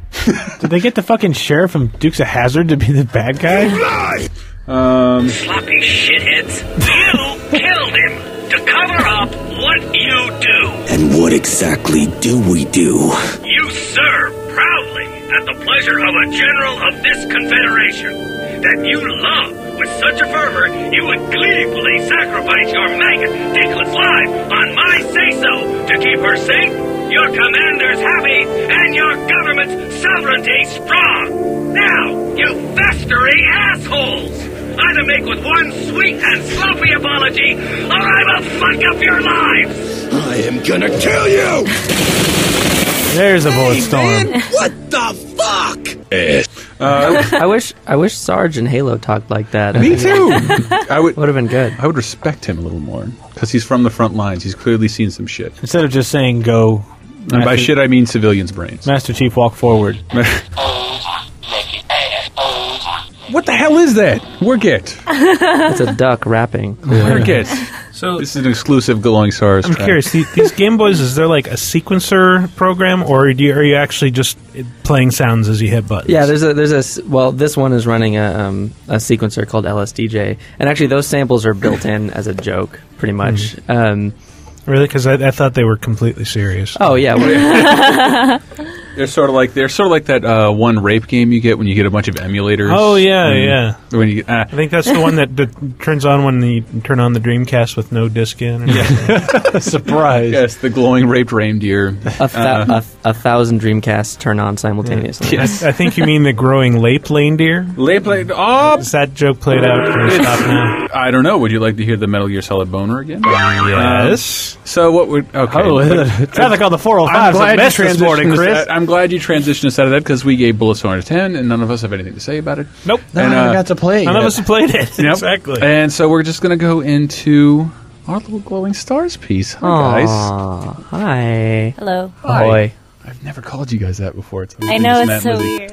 What the hell? What is that? What are you playing right there? This is a Game Boy plugged into an Arduino boy, which is plugged through a MIDI cable into a keyboard. So I can play it like a synthesizer. What? So that the keyboard is then accessing like all this internal sound of the Game Boy. Exactly. Gotcha. Yeah. To prove that it works, and we're doing this live. Cover. This won't work at all. But cover a song super fast. Some chord you know. Name a song I actually know. Mary Had a Little Lamb. Yeah, look at that. Proves this is happening live. Yeah, because no one's ever programmed Mary Had a Little Lamb. Never. How about this? Meatloaf's I Would Do Anything for Love. I don't really know Meatloaf. Okay, see. All right, no one's going to believe this is actually happening. Well, here's the problem. I don't know a lot of pop music, honestly, despite being a creator of pop music. Meatloaf is indie rock. How indie can this shit get? He was at one point. He is. Well, I guess he is now, right? Yeah, it's back to that point. Right. I guess he's probably more famous for having bitch tits and Fight Club than he is for music he's made in the last decade. So does that have access then to all of the sound capabilities of the game, like all the different various notes and noises that it could potentially make? Or are they like kind of predetermined? Like at this point, we've narrowed it down to these are the notes that actually matter that a Game Boy can produce. No, yeah. So I don't know how technical you want me to get. Please. The Game Boy's got 4 sound channels. Yes. 2 of which only play square waves. for those of you who know what that is. It's PlayStation compatible. Right, exactly. And then the third one is varied. It's like one usually used for sound effects that, right, like in a game, would play in place of another well, track. There's the... Here, actually, I can... Like what, Lizzie? Can we hear the Boing. That's Mario jumping, I think. Yes. I love those that. kinds of things. I love that. I was telling you that in your song. I love the distant explosion. Oh yeah. In the song. That's because like you'll notice in a lot of NES and Game Boy games, if you play like when a certain sound effect happens, the music or a channel of the music will disappear. Go back to the crashes. Let me hit for a split second because it's accessing that same channel. I couldn't figure it out in Scott Pilgrim. I saw like he hits what's his nuts into the moon, and that little sound occurs. Right. Yeah, there you go. That one. Yeah, almost exactly that one. Yeah. And I was like, God, where the fuck is that from? What specific game have I heard that? It's just from Game Boy. Boy. Yeah, it's such an iconic type of sound. I mean, they pretty much all use something similar to that for an explosion. Is that song somehow programmed into the hardware? Like people aren't actually creating that note and manipulating that note? What do you mean, like in like does the Game Boy some kind of preloaded explosion? Yeah, sound? it's actually it's generating that sound every time. So in fact. But like, is that a sound Nintendo built into the Game Boy's hardware, or did someone create that explosion? Oh, look at you! It's kind of in between that. Like you're given the tools, right? And that is a sound that's pretty easy to make with the tools given. So so it tends to be made pretty frequently, right? But yeah, so it's kind of in between that. Okay. Like there's one channel in particular that has like a huge variety of things, and it was the one saying ass and titties earlier. Yeah. You can play samples through it, or it can make a whole bunch of different types of tones. So, but it's also kind of quieter than the other ones. But that's the one kind of known for the like the bass notes. Space Mutants. Okay, I got it. Reminds me of Jesus. What is that game? Ninja Kid. Exactly. Sure. Exactly. Yeah, sure. Big-headed ninja who's also a boy. Oh, one of the worst Mystical games I've Ninjas? ever played. Well, wait, you guys have a history together. Did you guys play in a band before? Yeah, we were in a band called Sputtered All together. Well, technically, Lizzie left the band, and I replaced her, and then she joined it again. And then we never kicked you out. And then I didn't. Yeah, I never How left. odd that you both get together. Well, what's up with Sputterdoll? You guys play like a farewell show a year or something? Yeah, we have pretty our much. annual last show ever. Last year we played at the Parkside. And Yeah, I feel like we went to that one. We did. This year's not happened yet, or did it already happen? No. It hasn't happened yet. There's a lot of year left. Okay. Yeah, it's only still February. only, yeah. There's a lot. I remember what happened to the band. Like Babies happen. yeah, so. There's nothing less punk rock than having a baby. I don't know. As punk rock gets older, it's becoming more and more punk rock to have a baby. Yeah, I guess. You know who recently had a baby? Who? Eric Melvin of NoFX. Bullshit, really? Yeah, he's my Facebook friend. Can you get an opening spot with Glowing Stars? He's into this, right? Oh, I don't know. I sent him Well, music. how did you guys decide on this project in general? I mean, we've been talking about doing something like this for a long time, for like a few years almost. I should say Matt's shirt is a combination of what? Can you go ahead and say it again? Oh God. It's This is where I really show. It's a very nerdy pedigree. Exactly what kind of geek I am. My friend in Iceland made us custom T-shirts, which incorporate both the logo for Marathon, the Bungie's pre-Halo shoot 'em up, and Sun Amplifiers, a vintage and hard to find amplifier band. Perfect. Lost my other sound. Thanks. But and or the logo for the band of the same name, the drone metal band. Yeah, we're drone metal. Yeah, I love you know. drone metal. Yeah, we're drifting pretty far, but that's my T-shirt. That's my T-shirt. But still, this is incredibly interesting, and like considering how like Lizzie showed me the raw. I'm not saying it didn't take work, but it seemed like you chronicled the process on YouTube a little bit of both of you guys like inputting different things, and looks like you toiling around on the floor with like sort of messing with the pedal, but it's actually it's a member of the band. Yeah. It's a Game Boy. Yeah, and the Game Boy fills a lot of different roles, and Yeah. one of the kind of cool things is it's like we have these guitar parts and these keyboard parts and these drum parts, and when one of us is not playing one of those parts, the Game Boy is playing that part instead. So would it be difficult for you guys to transition into a live performance, or is it all? Are we capable of doing all of this? Well, no, we've had live performance in mind pretty much the entire time. So you're saying you could teach me to play the Game Boy, and I'm in the band. Here, watch. All right. Okay. Here's what you do. Here's what you do. Hit start. Yeah. Whoa! Oh shit! Unreleased song. Oh, whoops. To come. Here, figure that one out. Well, now you're officially part of the band. Yeah, see, there you go. What exactly is this cart in the Game Boy that I see? The cart, there's it's kind of like a flash drive that's shaped like a Game Boy cartridge. So you can load. It's got a little USB port there on the top, and you can load it up with software that's written for the Game Boy. Originally, they were designed just to put piracy. No, I had backed up, making big quote signs, backed up games on it, so you don't have to carry all of your hard. I can finally put all these Game Boy cartridges away. Exactly, precisely. I've been hanging on them for 20 years. years. You could give them to us.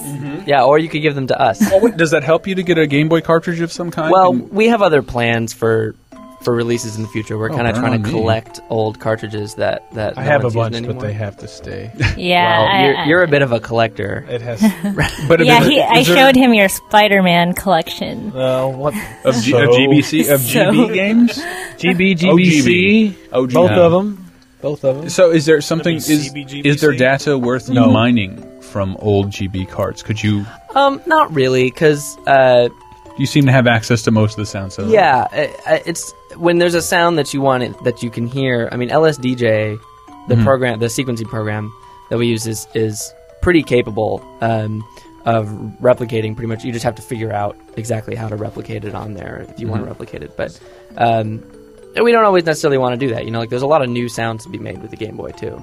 So are there any like? Because I've given Lizzie a handful of like NES or Game Boy songs. Are there any like old songs from back in the day that you would, I don't know, you have in mind, like not to replicate, but like that's a sound I like to go for, or that was a cool song from, you know, the 80s or I mean, like my favorite, personally, my favorite stuff is still a lot of the early Mega Man stuff. Yeah. Just like the type of counterpoint that they had, it's just really powerful, really good music. And they just really knew how to take advantage of the limited palette that the Is this Game Boy specifically or NES? I mean NES also. I grew up with the Game Boy ones.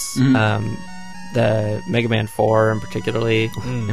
Just like what the bosses from Mega Man 5? I think it's a mix of 4 and 5 bosses. Yeah. Very strange. Ringman, Toadman. Yes, those are 4. Those are Pharaoh Man. Yeah. It was more of a Charge Man, the train guy. He's 5. That's 5. Yeah, I think it was the first half. The first 4 were Mega Man 4. The second half were Mega Man 5. But what about other like contemporary acts? Like, I mean, ones I remember are like Compute Her.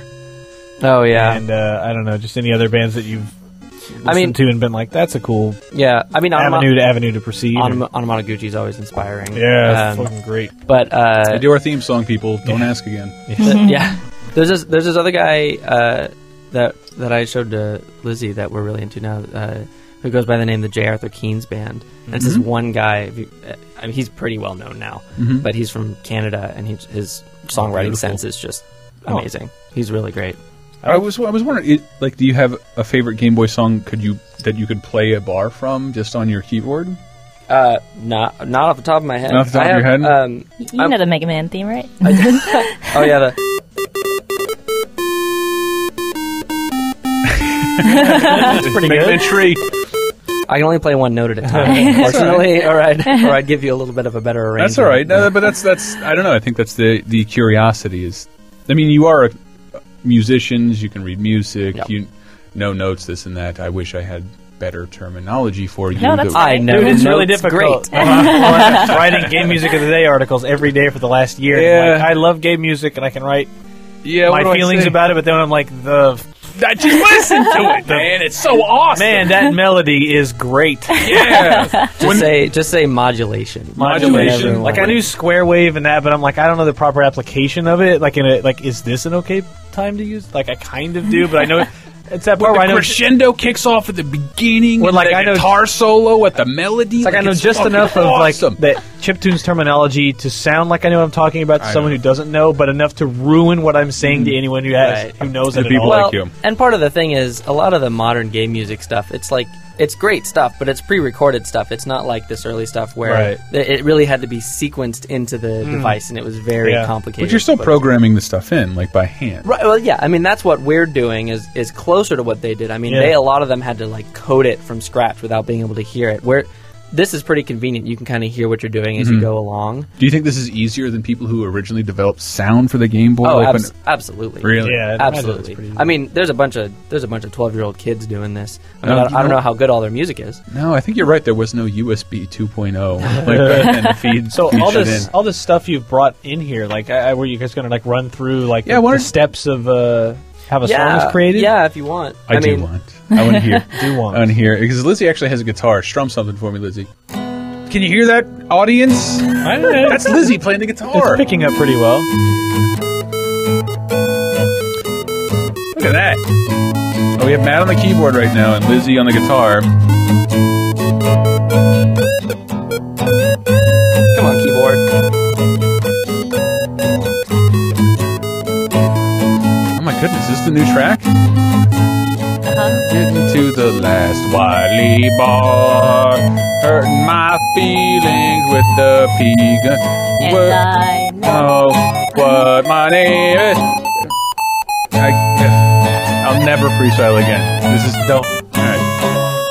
You want to jump in and help me harmonize with my nonsense? Listening.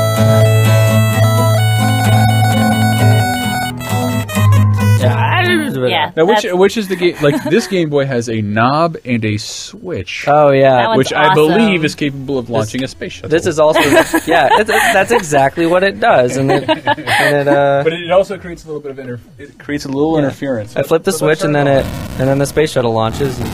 Oh yeah, that lovely noise that this one makes. But that's you hitting the D-pad like in a circle. So this is a Hadouken fireball. Yeah, pretty much. That is nuts. So it can be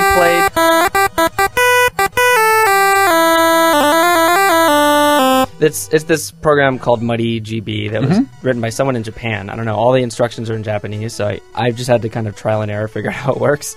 But it's designed to be played as a synthesizer just with the Game Boy. No keyboard, no fancy extra stuff added on. And this Game Boy is modified with a kit that... Wow! Okay, Matt's hitting the knob right now. If I twist the knob, it controls the speed of the Game Boy. God, so I hope that when I die I hear that sound. Like this little Looney Tunes circle. So if you were doing a live show... Oh yes, demonstrate, Matt. So if you're doing a live show, how many of these things do you need to keep track of at a given time? You've got the keyboard that makes the sound, but you've also got this green Game Boy which has a preset backbeat, I guess, equivalent? Yeah, but then you've also got this that can do this on the fly, speeding up, slowing down. And then these other ones plugged into the keyboard. And what I actually do for my keyboard stuff is I have multiple, because just like the one alone. This is the Pikachu Game Boy. Sounds kind of, but if you add them together, it gets kind of thicker. It starts to. They harmonize. I have them playing like in octaves, or they can harmonize. Or would you kick me in the balls for saying polyphonic? What? Huh? Is it polyphonic? Can I say that? Oh, yes. That's usually what. I've seen a lot of people use that one for lack of a better Nokia term. ringtones. There you go. It means exactly what I'm talking about. It means multiple phonic. Yes. Phonic the Hedgehog. Wow. Yeah. Is this a special keyboard you bought for... Oh, God, no. I found this in a junk pile at work. And well, like, what is this? What is the model? I don't know. It's some old Roland MIDI keyboard. And I don't mean to... It seems basic enough. Like, you could... Yeah. Like, there's not a lot of knobs on it. There's not a lot of buttons. It's the same kind of thing. You just plug into your computer to program Fruity Loops or whatever. Fruity Loops. I did use that program. I made some... There you go. I made some really awful shit. I can make you hate me even more than you do right now for juggling these music terminologies by showing you my Fruity Loops proposition. It's all basically variations on that fucking Sesame Street remix of the Smarties in like 1994. Horrible. Gross. Is that how you came up with your Duke Nukem? I had a really nice structure to stand on there. And it's not built off the backs of thanks DJ who sang Assault. Ass and Titties? DJ Assault. Ass. Titties. DJ Ass and Titties. says, hit a chord. We could. Yeah, there's you want to play the one song that we kind of have prepared to play? Yeah. Okay, so we kind of have a song prepared. Hold on, give me a second. I still. How do you want to take us? Do you want to take us out? Or do you want to play this and keep going? Take us out of this break. I think that's fine. Hey, that'd be kind of nice. That'd be good. I'm into that. Yeah. I want to hear the song. Yeah. Which song is it? Because last week we heard one. The first song you released, and that was "I Know Now," right? This is the one that should be coming out this very day, being Friday. Mm-hmm. Correct. Which is not actually the day right now. What is it? We have an illusion to maintain. I mean, they know today, on Friday. Yeah. Since you're all. It is February 25th forever. We were planning on releasing our second track, and it just seemed to make sense to release at the same time the podcast is going up. Yeah, which we just decided today. So it's Friday right now. But where can people find you? You're at the Glowing Stars? TheGlowingStars.bandcamp.com is where you can find our music. And on Facebook? Yeah. On Facebook. Facebook.com/The Glowing Stars. Don't forget The Glowing Stars. Because I saw Glowing Stars, and it's like some Mormon lesbian support group or some weird thing like that. That is you don't want to totally do not that Glowing Stars. Awfully specific. You want The Glowing Stars. I mean, that's cool. I guess. Air quotes. I guess, but it looks, I don't know, it looks like some really offshoot tent at the Lilith Fair, just like two women sitting there looking miserable. And I'm trying to make a joke out of this. And I don't want to tease anything too much, but I mean, if people are going to PAX East, maybe there's something involved with that. Oh, yeah, I was going to pass out some stuff. I told you. I won't be there. Matt won't be there. I was just going to tease it. I wasn't going to say you're going to pass anything out. I mean, but something might happen. Yes. I mean, cut. No. You can run with me, Matt. It's all right. We're going, like Chris and I, Lizzie and Tyler are going to PAX East, so maybe if you are interested, pay attention. But get a Twitter account, for fuck's sake. So many people are like, I'm going to PAX East, but I don't have Twitter. Like, maybe you should. I know. It's very weird that I'm seeing people post my tweets on our forums because people look in the forums and not the tweets. Twitter's way faster than our forums. It's like, Twitter is faster and more convenient in every measurable sense than our forums. Stop it. You can find out where we are at all times, which is kind of creepy. Kind of creepy. Yeah, but you can't stop updating it, can you, Lizzie? Hey, I don't say where I'm going. I do. All the time. I do. Yes, but no, that's this is the song we heard I Know Now last week, I think. This new one we're releasing is called Got It Bad. This one got caught in my head for like days. You play this song for me at like the New Year's party, and it's like 2 in the morning or something, and I barely remember. You put headphones on. I'm like, what is it? Oh, this is pretty good. And I don't think I've heard it since. So like it's a lot different from when you first heard it. I was singing it, and my girlfriend's like, "What the fuck are you singing?" Like, it's none of your business. Like, I'm singing this song you've never even heard of. Like, stop being so stupid and fat. No. I did not say that. I can't believe Michael said that. Yeah, she's a nice lady. I'm putting words in Chris's mouth. She's a very nice lady. But so let's hear a little bit of I Got It Bad. Okay, this is. Do you have everything you need, Maddie? We're kind of prepared. I haven't seen Matt in a while. So. Yeah, I've been a little busy. I've got it bad. I've got something like that. Yeah.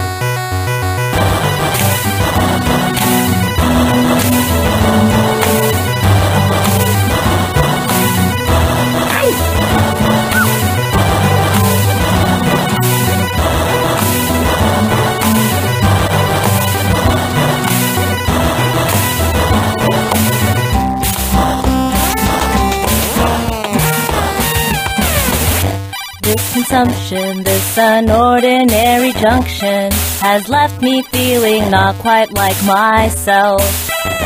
And I swear I'm not a stalker, and I don't need a doctor to analyze what's going through my head.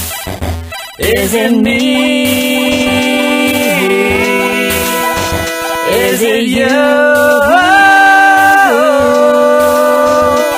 I'm finding myself doing things that I never think to do. 'Cause I've got it bad for you, and I don't even know you. I've got it bad for you, and I don't even know you. But I'd like know who's to blame. 'Cause I really am ashamed. I'm used to being chased and not being the chaser. I can only fantasize so much by looking at those eyes. Yet I don't know of anything past that. Would you let me? You know I'd let you.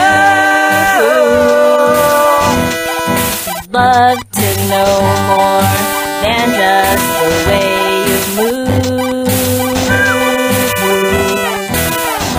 'Cause I've got it bad for you, and I don't even know you. I've got it bad for you, and I don't even know you. But I'd like to get to someday.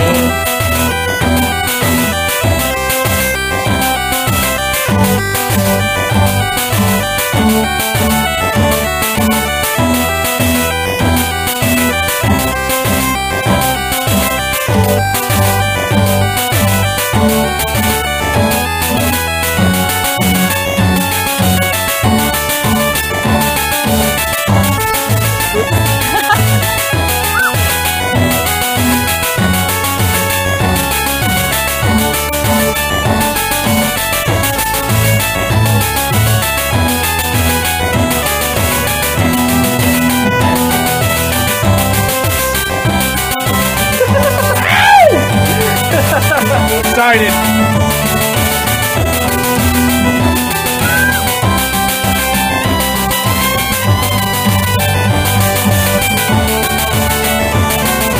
I've got it bad for you, and I don't even know you. I've got it bad for you, and I don't even know you.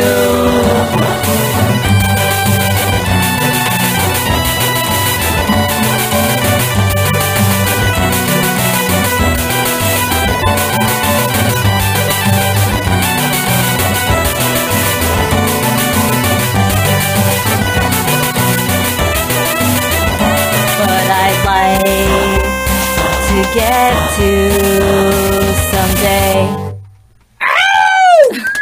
Glowing stars! You lead me through this. Hi, what's my name? John DiMaggio. That's right, and you're listening to TalkRadar. TalkRadar. At GamesRadar. At GamesRadar.com. .com, yes. That's right, I got it. Bring it on, sucker. This is my kind of shit. The iTunes reviews are in.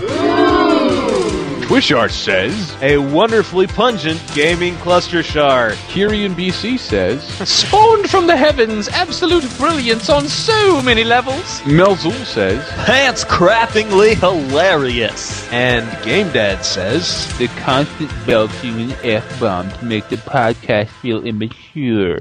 Get over here! Talk Radar for the win.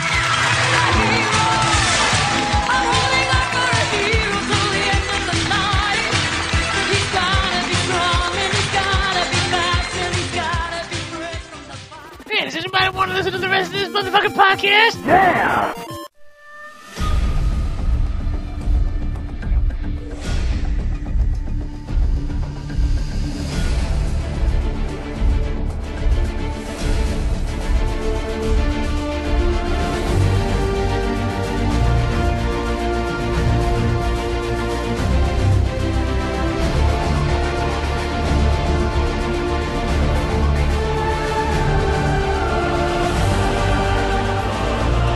Glowing stars, everybody. Glowing stars. They got a future in the music industry. They're going to be really big. They're going to be a star. They're going to be a star, baby. Glowing stars. They're going to be a great... all right. Can't do any more John Lovitz. Hi, welcome to Talk Radar segment. Kill Your Dicks. That is the file I'm going to get rid of to play Donald Duck songs. I think we should use that more often. Kill Your Dicks? Kill Your Dicks. That's a good album. That's a good t-shirt, too. You could have that. Oh, I thought you were talking about mine. No, I looked down at my t-shirt. Your t-shirt is you, Michael. Boring and unemblazoned. It's in a but if it had the word "kill your dicks" on it, I would approve. So glad that I thought that came out really nice, right, guys? Yeah. I'm so glad. I really like the Glowing Stars. I really like that song. It's been stuck in my head forever. You might hear it again before the show is over. Yeah, like I said before, like Lizzie played it for me, like put headphones on me, and somewhere in the New Year's Eve party at our house, and like I have this vague recollection of being on a couch and it's like, cool. What is this? Like her telling me, "This is my band I've started." What? And then not hearing anything for a month. Lizzie knows more about music, and she doesn't need my approval. Yet I was sitting there snapping my fingers on her couch like an old man. Like, I really like this new kids' music. It sounds real nice. You guys are together. That's fine. You know what? That's fine. Exactly. Yes, like that was a "Oh Brother, Where Art Thou" reference. Yeah, that's fine. Is that Delmar? You is my constituents. I don't get anything for making that reference. It's me. Come on. Never bother with that malarkey. We're mass communicating. Is that time for game deals? Brother. Yeah. Okay. Take my advice. Can't find the Resident Evil 4 merchants because save a little money for a rainy day. But what are you buying? Game deals, Castlevania Lords of Shadows limited edition, and all I know about that is that it probably includes Symphony of the Night as a download. It has a soundtrack that I never got, even though I asked Konami, can I please just have the soundtrack? And they said no, because they're jerks. That's why we give it a 9. That was their answer, no, because we're jerks. God forbid they give the guy who writes daily game music articles, or at least tries to write. Anyway. Somebody asked me about Game Music of the Day Season 2. Season 2. What? Once that starts up. Season and it was on Facebook. I'm sorry I don't remember your name off the top of my head, but it was like a bunch of stuff like we should cover in Season 2 of Game Music of the Day. No, there was some in January. I just did it again today for the first time since it was 28 days ago exactly. I'm sorry that happened. I have no fucking so you time. Could say that this is 28 days later. It's not that I don't mind doing it, it's just that one usually it ends up with you going off on a nostalgic tangent. Yeah. Me personally when I write the thing, and then then that has to be edited. But more importantly, we have to trick our site into posting MP3s anyway. It's pretty convoluted. It hurts. It's stupid. But Castlevania Lords of Shadow Limited Edition is $29.99 at Kmart. That's very good. I beat that, and it's totally worth $30 for sure. Oh, yeah. Speaking of companies that are like Konami, and the DLC is coming out soon. So, is there DLC coming? 2 different DLC packs. Speaking of DLC that's out on games from companies that are like Konami, Enslaved from Namco is $15. $15. Oh, very worth $15. Very unbelievably worth $15. Shouldn't be worth $15. No. I would say. And of course, Amazon is kicking the shit out of anybody in terms of deals. Killzone 3 and Bulletstorm. If you buy either, at least before the game came out, you got $20 credit good for anything on Amazon. So TVs. Yes. And that's beautiful. I bought both of them through Amazon and got $40. $40 towards something? Maybe I should do that. Man, what costs $40? Oh, I know. Test Drive 2 Unlimited. Which has a great ad. One of the few ads on our site, I'm like, yeah. Every time I see that Test Drive 2 ad before a video, I just turn the volume up. Love that song. But it's a great game. I'm happy they're advertising What for a great game, but I guess. But if I may quote Grim, that game is fucking shit. Yeah, it's not a great game. Well, whatever. But what a great ad. What a great ad. What a great ad. Also on Amazon, maybe in celebration of to Killzone. Celebration. They also have Uncharted 2 Game of the Year Edition for $29.99. Good price. Ratchet and Clank Tools of Destruction for $16 and Star Ocean for $18. Wow. Not bad prices on good games. If you can tolerate JRPGs in today's world, $18 is pretty good for Star Ocean. Michael, tell them about the barrels. The barrels? Yes. That was an earlier Star Ocean. My bad. And with Ashton Ankers, who was obsessed by barrels. And on we go. Beyond the barrels. Prince. He's a guy with dragons growing out of his back, and his defining characteristic is an obsession with barrels. I believe that is Star Trek 3.5 Beyond the Barrels. Speaking of Star Trek, like Elson's like, yeah, I just brought in a 6-pack of cream soda contraband. Yeah. It's all the fucking beer I bought for the Star Trek marathons at your house and left there. It's like a collection of it. Yeah, like there's still 12 of them in my house. I know, but they're like I was. We will need to bring in this beer. Like, man, that's my beer. We will need them. I'm leaving that. We will need them to watch Star Trek 5. It is a 4-beer minimum movie. Isn't that the quest for God? Yes. Why is he climbing a mountain? You'll find out, and the answer is shitty special effects. Why? Yes. The answer is William Shatner directs Star Trek The 5. answer is bureaucracy. Bureaucracy? Bureaucracy. Also on Amazon, Prince of Persia: Forgotten Sands for $360 for $9.99. Who What? cares? Buy it already. Yeah, see, you say who cares? Buy it already. No, here's the thing. It's $9 is a fair price, but unless I can finish it in 1 minute, I don't want to play it. Whatever. Like, it's a phenomenal game. Yeah, it can Forgotten Sands for $9. 8 hours. Yes. Yeah. I bought it for $9 from Best Buy, and I'm like, wow, this is not a budget game. It's a very good Well, I never game. thought it was, but then again, the only Prince of Persia I played is the 2008 one. It came along with the movie that I think we're all going to forget about. Yes. And continue to Yeah, I forget think about. that was the main reason for its failure. It totally was. Well, I don't know that gamers really cared that way. Yeah, it's so weird because it was a genuinely good, fun game. I mean, okay, it's not as good as our memories a great platformer. of the. It's not as good as our memories of the first 3 Prince of Persia games, by which I mean the second 3 Prince of Persia games. Mm-hmm. But when does that HD collection come out? I don't know. Isn't it? Out in other aren't they places. available? It's out in other territories. Like you can download them on PSN. I think you can start downloading. They're on PSN PSN now, but They're supposed to not be very good. Yeah, they're not great. I don't know. I thought I saw that there was a disc collection version of them coming to like Not in 360. the US, but Let me look that up on the Me I Pad. think the trilogy is available in European territories. And Yeah, you can download the HD remixes on PSN. starting with the first one. buy Also it. on Amazon, Totally worth $10. BioShock 2, which feels weird to be this cheap. $13.99 on PS360. That is so worth $13. Yes, unbelievably worth $13. If you're waiting on where to buy Bulletstorm, Bulletstorm Is that also $10? Bulletstorm is probably suggested retail price at Best Buy, but you will get the deliberately confusingly titled Gears of War triple pack, which includes Gears of War 1 and 2 and a map pack of Gears of War triple pack. God, why do they do that? But you can get it for $5. $5 when you buy Bulletstorm. That's pretty good. Gears of War 1 and 2 are some of the greatest games of this generation. The triple pack is how much by itself? It's like $40 or something. No idea, but it's $5. Good deal. Yeah, and we gave absolutely. Bulletstorm a 10, and I'm standing by that. I mean, I really liked what I played of Bulletstorm thus far. As silly as the some of the clips are, $30 by itself. You know who we are? You're the suicidal limpdick retards who tanked us. Easy. yeah.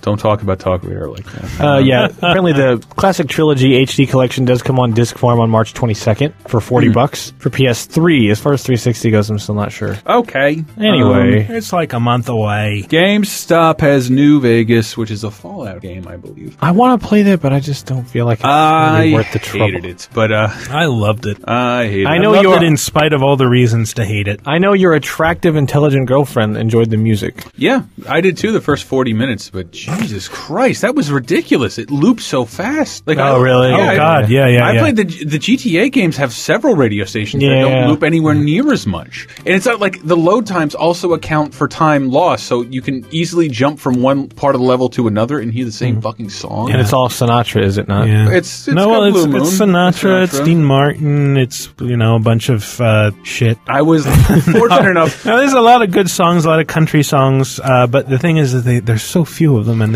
there's so much of the game. I was fortunate enough to be driving to Tahoe this weekend in a car equipped with satellite radio that I rented, and I was in the car with my gamer friend Graham. And you know this song? I'm on the 40 station, channel 4. They had electricity in World War II. Yeah, he's like, you know this song? You know this song? You know this song? Like, no, I don't know this song. You know this song? Oh, like, yeah. BioShock 2. He's like, oh, wow, yeah. shit. Yes, I absolutely know this song. We were like jamming out to 40s hits. Wow. In like BioShock. There's an innocence to those songs that I really enjoy. Yeah. GameStop has New Vegas for $30. Use the code SAVER for free shipping. $30 on PS360 and $20 download online for the PC. 50% off Tom Clancy horseshit for gold members on Xbox Live, assuming you like being gouged for map packs and buy goggles.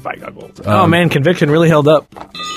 I'm glad you gave that an 8. Shut up, buddy. Shut up. Smash Brothers with a 10. Eat my ass. Yeah. As far as the Wii is Don't just concerned, shrug into the microphone. No, I'll defend that forever. I really will. You will, kind of giggling. I'll giggle because I don't think it's a 10, but I think like all right. It's one of those 10s. Oh, I was in Tahoe. One of those 10s. Okay. Yeah, you know what I'm saying. I want to tell this story. Paid for. Oh man, like I said, that's why I got a 14. How much money did Nintendo give you to Microsoft, Nintendo, or Sony? The most. Okay.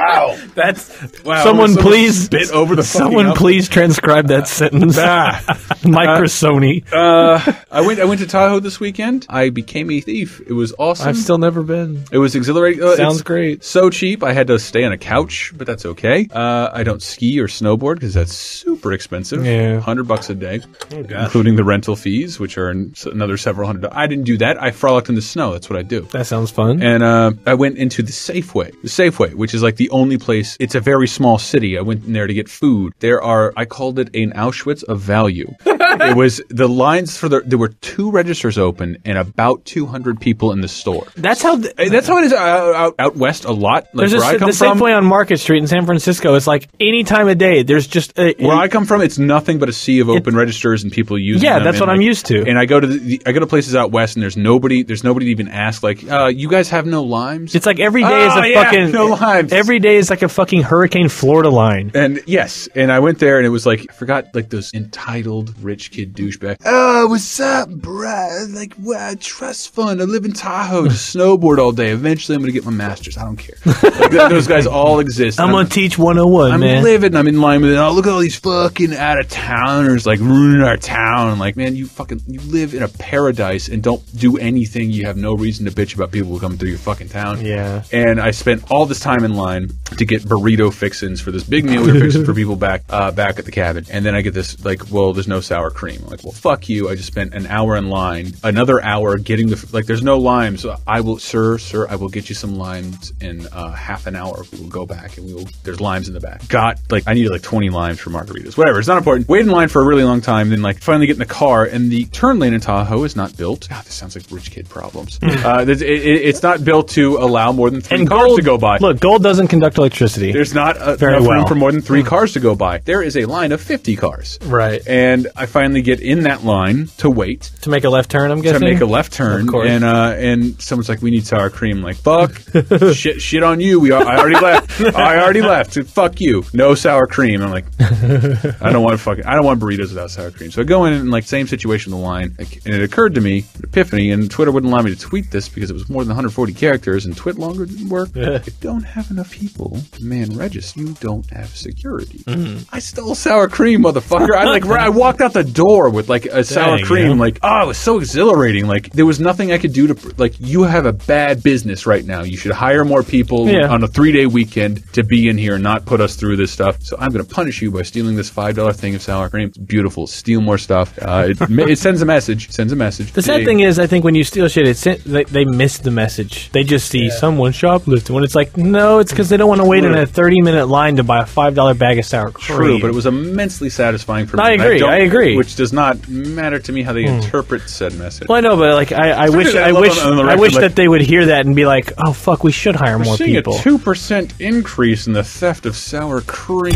Maybe we should have a security guard standing around the dairy aisle. Yeah, that's how they'll react. Is they'll put the sour cream behind the counter in a fucking lock. They will, because we dealt with stupid company shit this week. Like, are people using sour cream to make meth? I bet they are. Toothpaste meth, the best. Sour meth.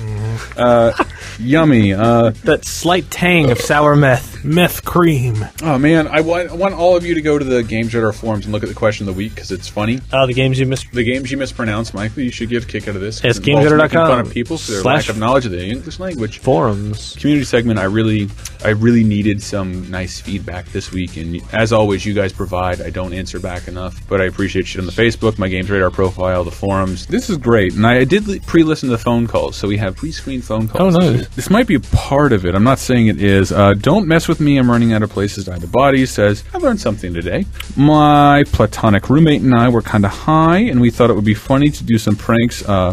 First, we opened the window to our apartment, and I bent halfway out the window and started grunting as if we were having sex.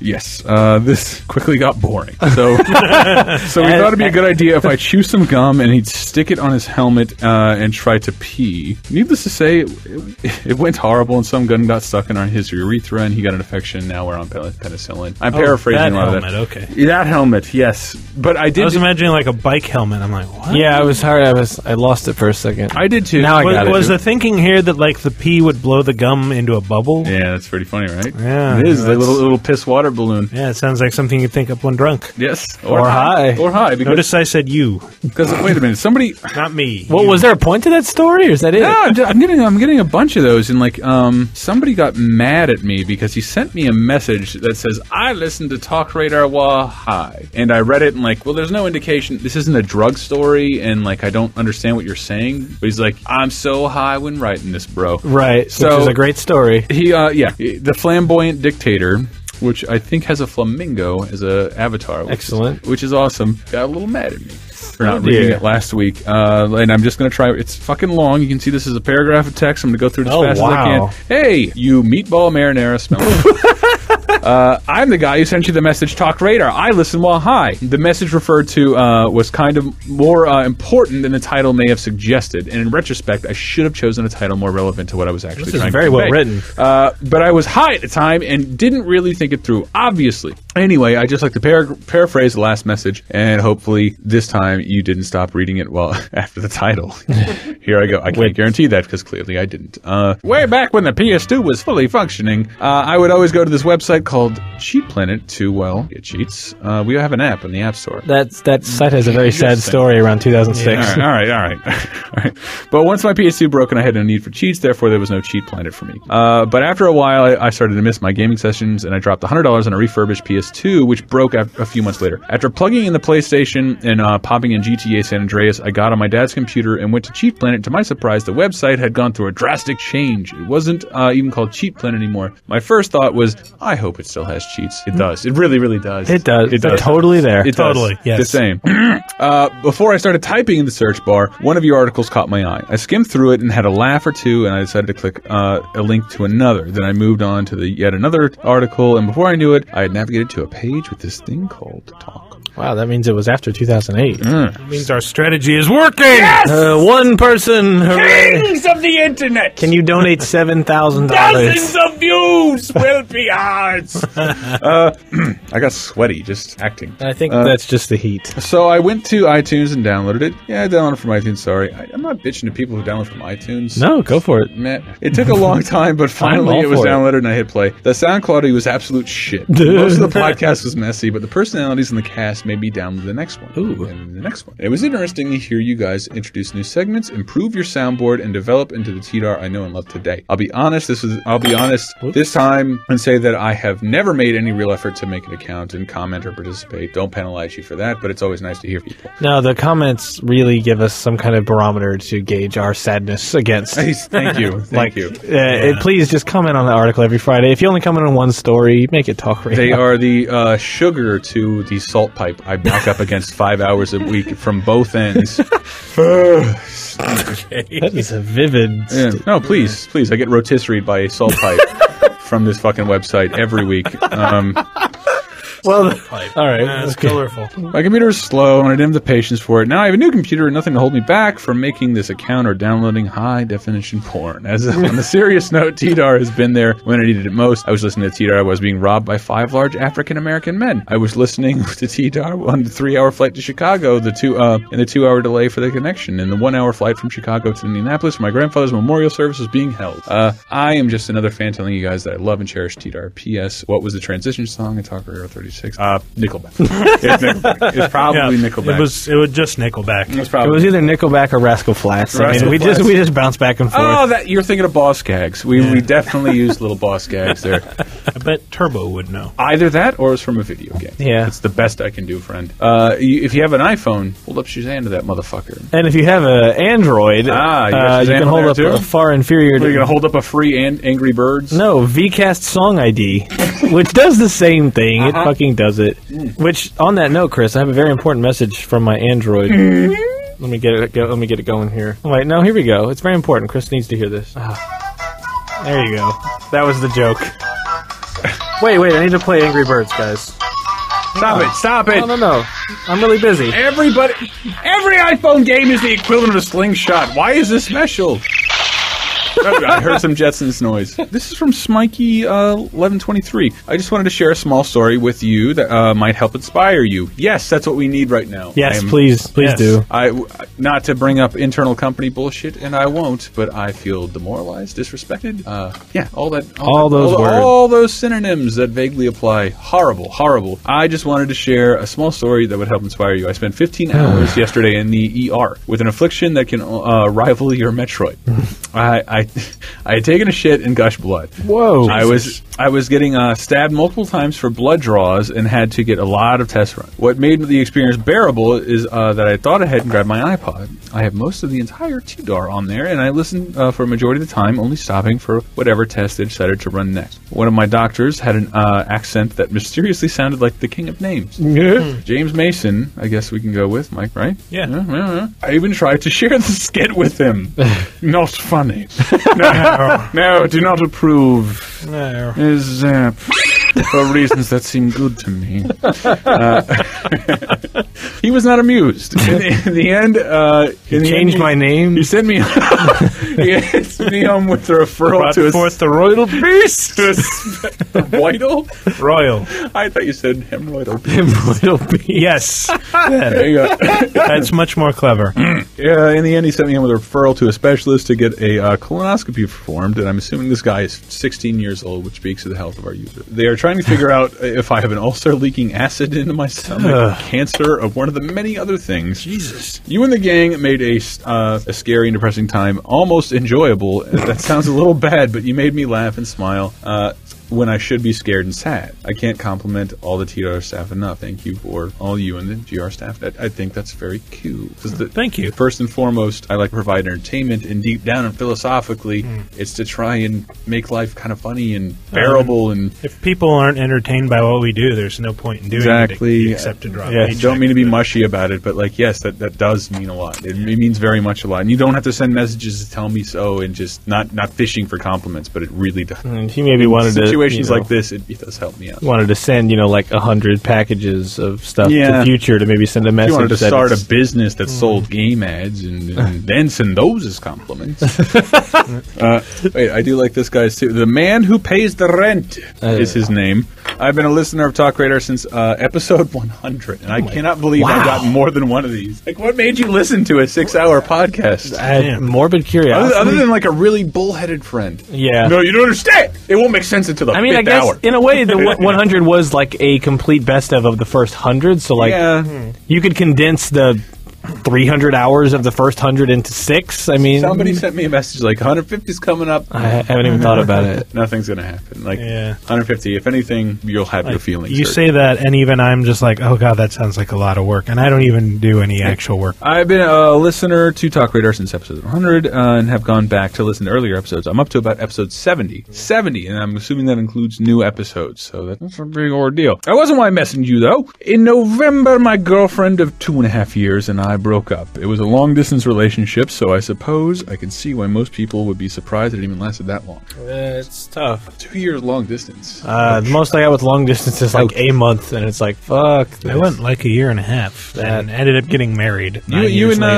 DG were long distance? Yeah. How long distance? I lived in Medford, Oregon for like a year and a half, and she was in San Francisco. Oh, I see. So I'm one of the only people I know or have ever known who moved to San Francisco to pursue a straight relationship. Some people are worth the wait, Michael. Sure. And by that I mean you, because I don't care for your wife. Mine was a 2-hour time difference and a 4-hour plane ride and 2,000 miles. It's really different. I don't know. Whatever the distance, I'm willing to look into Craigslist. 2 different ones, by the way. Anyway, I obviously love the girl, and so the breakup was extremely hard on me. I was out of touch with the real world, even. I would passively walk through life, not doing much of anything, and I was stuck in the routine and had even contemplated taking my own life for something interesting, just for something interesting to happen. That is a terrible reason to take your own life. Well, I don't know. Life can get pretty fucking boring. That's what video games are for. I know. Sometimes. Thing is, I don't know why I was thinking about it, but it's a stupid thing to think about, even for a short time. During my extreme depression, I lost interest in everything. I went from my usual 115 pounds to 90 pounds. I failed 2 of my classes in college and got C's in the other 3. I would go hang out with friends and such, but I would often find myself being yelled at by a worried face after a few minutes of staring into nothingness. I was in this exact same place at some point. I know exactly what he's talking about. Yeah, I definitely feel the breakup scenario. And mine was in college as well, so I see where you're going with this. Not even seeing them bend over to look into my eyes. And I definitely remember, like, Aunt, come on, look at me. Your old friend.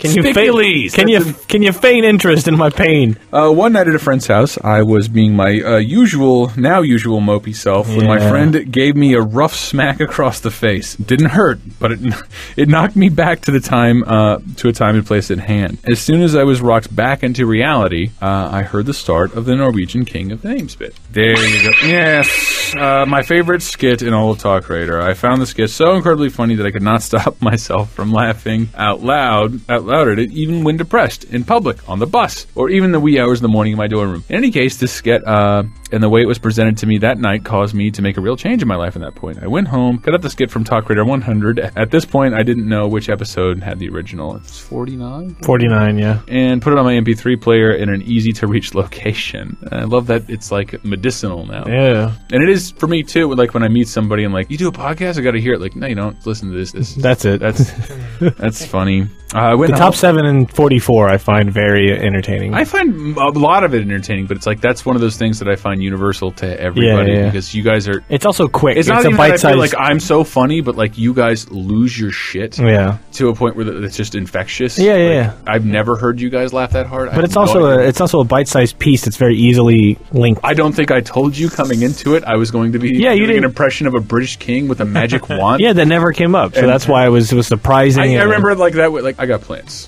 Don't worry about it. There's this one story from Norway. Yeah. And we've never been able to recreate it. Never been funny again. Well, Duke dropped by a few weeks ago. He said bye. Was it even that? I just remember like, Somebody mentioned like, well, if Michael doesn't want to write Duke skits anymore, I will. I'm like, you should. And then you should do that. And I'll play them. And on some other podcast. Yes.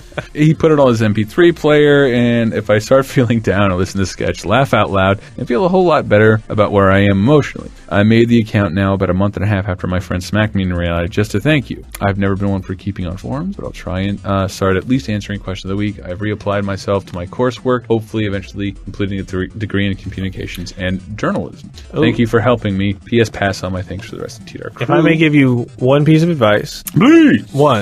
Whatever's bothering you in college, it ain't going to bother you very long. The one thing. Same with high school. You'll forget it once you're in college. You'll forget it once you have to pay bills. You will look back and be like, why was I so banana shape about this shit? It makes total sense right now, but take some solace in the fact that it won't matter at all to you in a matter of time. Like, it's a very cheesy thing, but time does heal all wounds. Like, there's a point where you're like, why did I care about this? Yeah. I'm a self-loathing dude, and I really fucking hate myself. And you're redundant. When I'm dealing with a bad relationship or like a bad relationship situation, it's very easy. Like just that sucks. I'm not going to do that anymore. It's almost like a bad game. Like I'm just going to put it down. I'm going to put it down. Like it doesn't matter. Like I'll pick up a better game. It's not even optimism. It's just that like I've been through it so many times. It's not a huge deal. It is a huge deal at the time. It will not try and diminish your pain, of course. But it's awesome once you get to this point. Like, oh man, I live in a city where there's a billion girls. Careful. A billion girls and a billion free dating websites. 1 billion. I don't have to hit up the eHarmony or the JDate. I can go to OkCupid and have sex, or fucking Craigslist tonight and have sex with somebody. It's like watching somebody play relationship Minecraft here. It just keeps digging and digging and digging. Yes, at night the zombies come, and that's all I know about Minecraft. And I won't be quoted out of context saying I could have sex on Craigslist tonight. My self-loathing mainly extends to myself in college, and I look back and say, like, God, what a fucking dipshit. Yeah. Oh, God, yes. It's easy for us to stand here from that end and say, get over that shit, man. But it does suck. It will suck for a little while, but it does get cool. It gets way cooler. But it needs to suck because it will make you a better person in the long run. Yes. It's much more rewarding when you find that cool thing. Yes. That cool lady that happens to you. Correct. I was lying about not caring for Michael's lady because I do. I find her awesome, and I talk to her all all the time, every time I see her. Yeah. Because she's great. She is. See? All that shit Michael went through with Tomb Raider dumpings and Yeah. whatnot. I went through a couple of shitty girlfriends. But Yep. now I've got a pretty awesome I like your wife a lot. I can't extend enough. I Okay. never see her, so I can't say enough nice things about her. But she's a total fucking movie nerd, and she's great to talk to. Yeah, she's so I'm awesome. just saying, perfect for Michael. Speaking of movies, are we not all going to a Oscar party at Charlie Barrett's house? Are we? I believe we are. Are we at Charlie Barrett's house? Yes, we're going to go watch Oscars, and I believe you're going to fanboy out at the TV or something. I don't watch sports, but the only time I act like I do is when the Oscars come Yeah. out. Oh, fuck you! What the? King's speech? King's speech! You I actually- will spit everywhere. I saw spit fly out of your mouth. Fuck that shit! I can only remember when Martin Scorsese won the Oscar. Right. It was like a struggle at the line of scrimmage. Like, oh motherfucker! I swear to Christ, if they don't give it to Scorsese this one time, I'm gonna lose my shit. I'm gonna lose my shit. This is after. Have you seen that picture of me naked in the snow? Yes, I have. That is immediately following that. Like I'm shivering and totally frostbitten. Did not realize that snow had that kind of effect on people. Just to me, it just looks like cotton that people throw around and It play is with. literally frozen water. The only time I want to blame cartoons for influencing children is that Donald Duck doesn't wear gloves. He just picks up a snowball out of the snow and throws it at somebody. And I'm like, oh, well, I got to pack it first. And now I need gloves because this hurts a lot. Yeah. And then I got naked and jumped in it. Whatever. I'm learning snow every year. More nice words. Why not? Are you on the forum thread? Yeah, I'm in the question of the week thread. Cannot pronounce this guy's name. Galating Harret. Can I see it? G-Dog. I think I misspelled it here. No, I don't even want you to discern it. I wanted to drop you a note and let you know, as well as the rest of the TDar crew at Games Radar, that I appreciate and enjoy your podcast. I have been a gamer pretty much all my life, from my humble beginnings of getting my parents Atari 2600, nice parents, to finally getting my own NES and the best game of all time, Super Mario Brothers 2. Thank you. Oh, the Mario Thank Brothers. you. The Mario Brothers 2. I enjoy playing every now and then when I was younger, but found it as a great distraction after my father passed away when I was 24 and he was 46. It helped me with the stress at the time of the loss of my father, as well as the tailspin that it seemed to put in my life. Please don't point and laugh while I'm reading the story. My father passing away, Elston. Elson? I was talking about something else. Order! I'm sorry. Order! Are you talking? I wasn't paying attention. Order! All right. I can do more British characters. If you'd like. Yeah, do a little dance. Stand up and do a little dance. Now tax me without representation. Now make eye contact. No. Too much. Yeah, show me the pain in your soul. No. Soul is raped wide open. Anyway, this fella says life has calmed back down, and now, while I am a gamer still, I balance a business that I started not too long ago. I teach horseback riding and show as well. A wife and 2 daughters under the age of 5. He's balancing that out. Usually, when I play, I have to wait until 9 o'clock at night or so to begin, and can only play till maybe 11. That's how I feel right now, and I'm miserable. As I am up at 5, starting to get everyone up for school and do chores. Chores involve feeding 40+ head of horses. Scooping horse manure, dropping hay, checking water, bush hogging, weed eating, 2 miles of fencing, riding horses, etc. Man's work! Bush hogging! Man's work! Is that a thing? Man's work? Yeah. Myself. I love listening to your podcast, as well as the podcasts from others. There are future, such as Pokemon Monday and KOXM, and let us not forget at Gamer and PC Gamer, and let's try and coax Nintendo Power and Tom into this podcasting scenario. This is his words. While I am on the tractor spreading manure, and that's awesome. Imagining someone listening to this. That's I had a neighbor next door that did that every Thursday. I wish podcasts exist while I was mowing lawns for a living. Yeah, for real. It would have saved me. Instead, it was like I can maybe take one cassette tape out. You all represent those individuals in my life needed to share a hobby with, and to say that I need to thank you all. To Chris Antista, you for being funny, at times vulgar, and a vulgar individual who shares a childlike passion for Disney. I always love Disney, and I'm grateful to know that there's someone else out there who shares a love for Kingdom Hearts, even through headphones. Michael Raparez graces us with more of the educational aspect to the podcast, and his serious knowledge of gaming and worldly things. Brett shares a passion for Nintendo that cannot be surpassed by even Nintendo itself, as well as other nerdy subjects such as Toys R Us, Star Trek, and Star Trek dolls making love. That's offensive to me. Why? Star Trek dolls do not make love. They're very orderly. They fuck. Okay, wait, so there's no currency. Is there no love in the Star Trek universe? Well, that's up for debate, you see, because in the entire 7 years of Next Generation, not a single character in the main cast has a successful relationship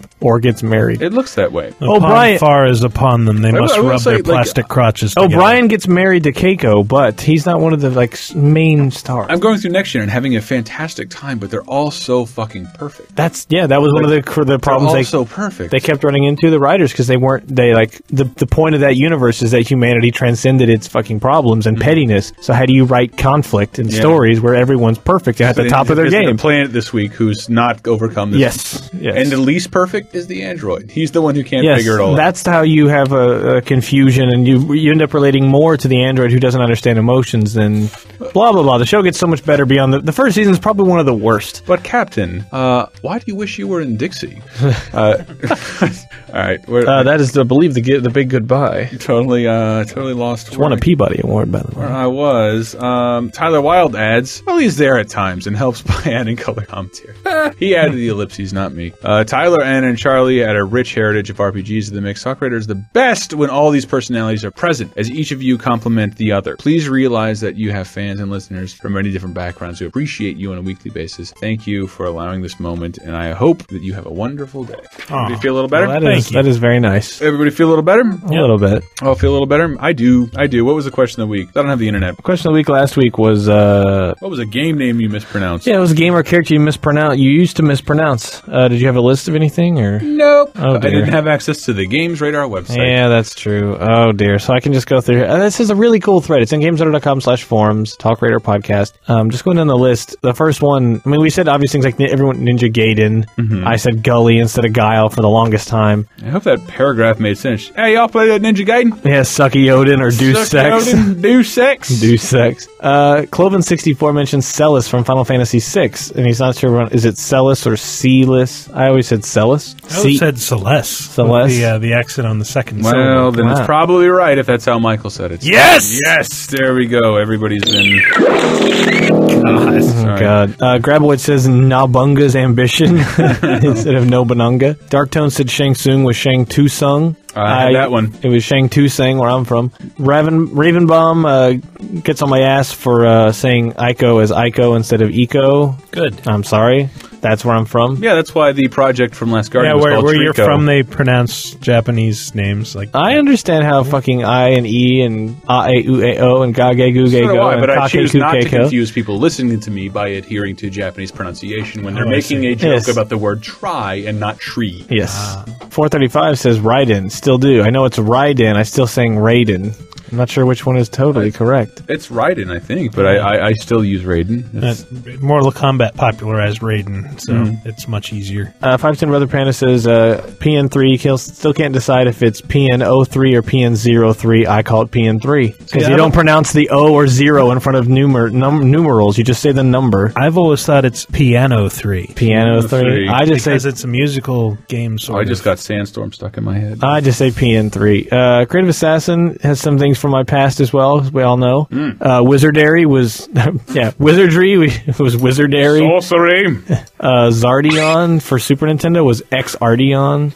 Astanax was Astyanax, which may be correct. I don't fucking... I honestly think that's closest to correct. Does anybody actually know how that's correctly pronounced? Michael, I have very few contacts at Jellicoe. I don't know who to ask. I always said Astanax, but I think it is Astyanax. It's Greek or some shit. Blast Core, apparently a lot of people... Blast Corpse. Blast Corpse.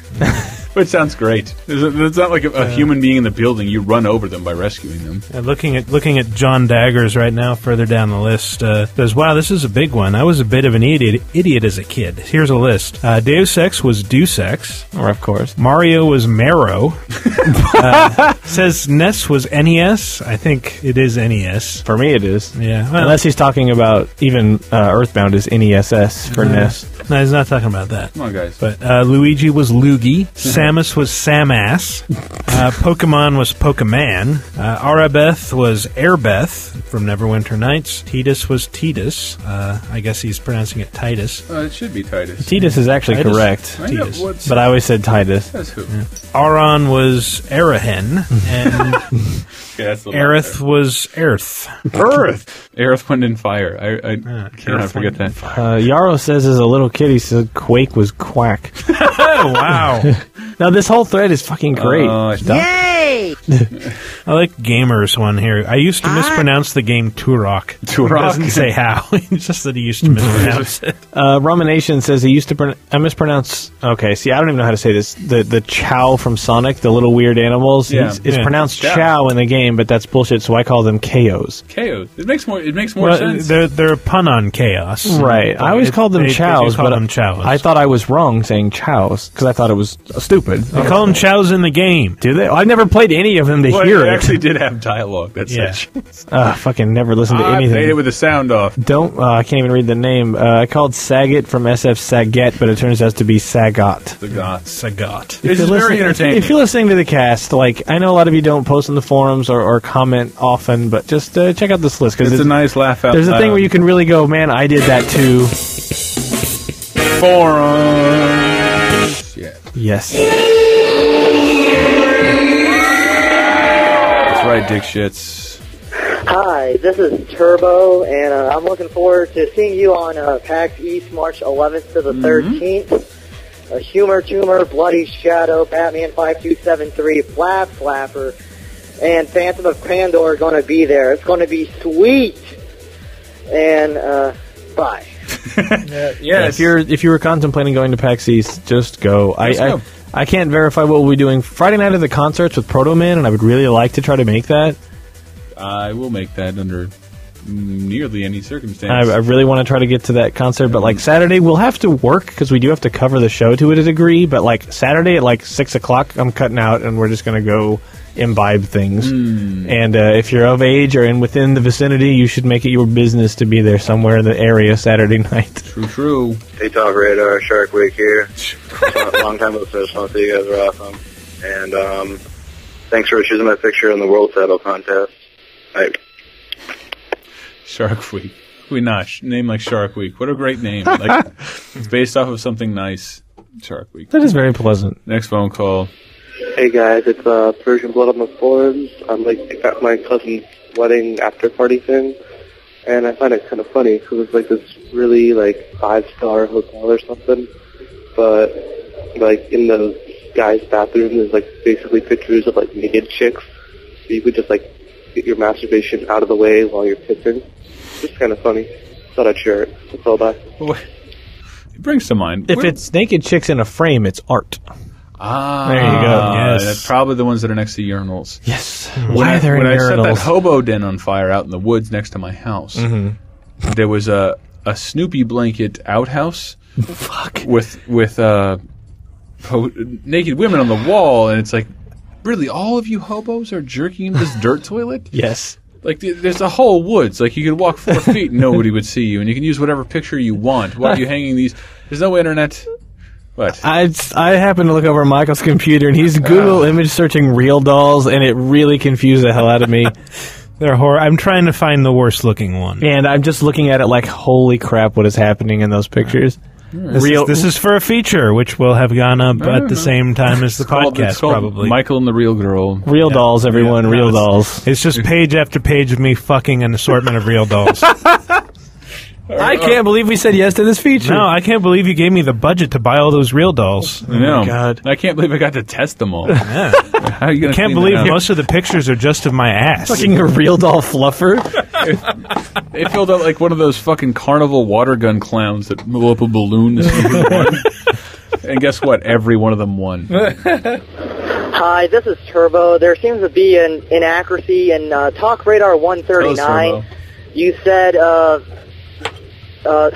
said Jimmy Kimmel. It was actually Jimmy Fallon. Goodbye. Turbo. Now, if you wanted to correct us, you should have said what the correction was in reference to, because I don't know. Unofficial stenographer. It doesn't matter. If Turbo I think he's referring to how Gears 3 was announced or delayed, perhaps. Next Howdy, phone call. TalkRadar. This is K.O. Kid from the forums. Just sitting here waiting for the bus, and decided I would ask you a question about the 360 lineup for this year. I noticed there's a severe lack of core titles. I mean, granted, Microsoft is having a event on this Thursday that I'm calling, so maybe my question is just stupid and they already announced stuff already. But really, all I'm seeing is Gears of War and Forza 4 and some Kinect stuff. Gears is great, Forza, meh, and Kinect is who gives a shit, but I really want some great core title exclusives coming from them. And honestly, they got the multi-platform, that's great, maybe I'll play them over there, but honestly, I think they need some great exclusives. I agree. Well, I mean, 100%. Right now they're only going to be focusing on the first half of the year, and you're not really going to see a lot of talk of the fall until E3, which is in June. So E3 is where you're going to see like what they're going to announce for October, November, December. Plus, there's like the basically confirmed Halo 1 remake for this fall. Yes, that'll be big. And some of the Kinect stuff is surprisingly hardcore, like Steel Battalion. Yay! Steel Battalion is coming to Kinect, which makes no sense to me. But is it really? Yeah, apparently so. Know that? That's not going to be as cool as having that huge work panel in front of you, having all those buttons. I asked Charlie. I'd rather have that. I asked Charlie about. You asked him? I asked him, and I asked him. Is this Futurama up in here? Don't get it. They always say axe in Futurama. They never say ask. He mentioned Codename Kingdoms while laughing. Yes. And then but that won't be out this year. No. And, but I played this for. Oh boy! There's still a fucking Double Fine Sesame Street game coming out. Let's at least pretend to care. That will be adorable if nothing else. Yeah. Yay! Hi! Or possibly even adorable and nothing else. Oh. Michael. Speaking of Ohio, Dan Emmerich has confirmed he will be at PAX East and will make it a point to be with us at some point. Sexually. Mm-hmm. Yes. Together, all four of us. Love Dan Emmerich. It'll be great. Miss Dan Emmerich. I'll play the next phone call. But the PS3, they're finally at a point. PS3's got a great lineup. I thought exclusives didn't matter anymore, but they're we were talking about how Japanese companies operate on an era of respect.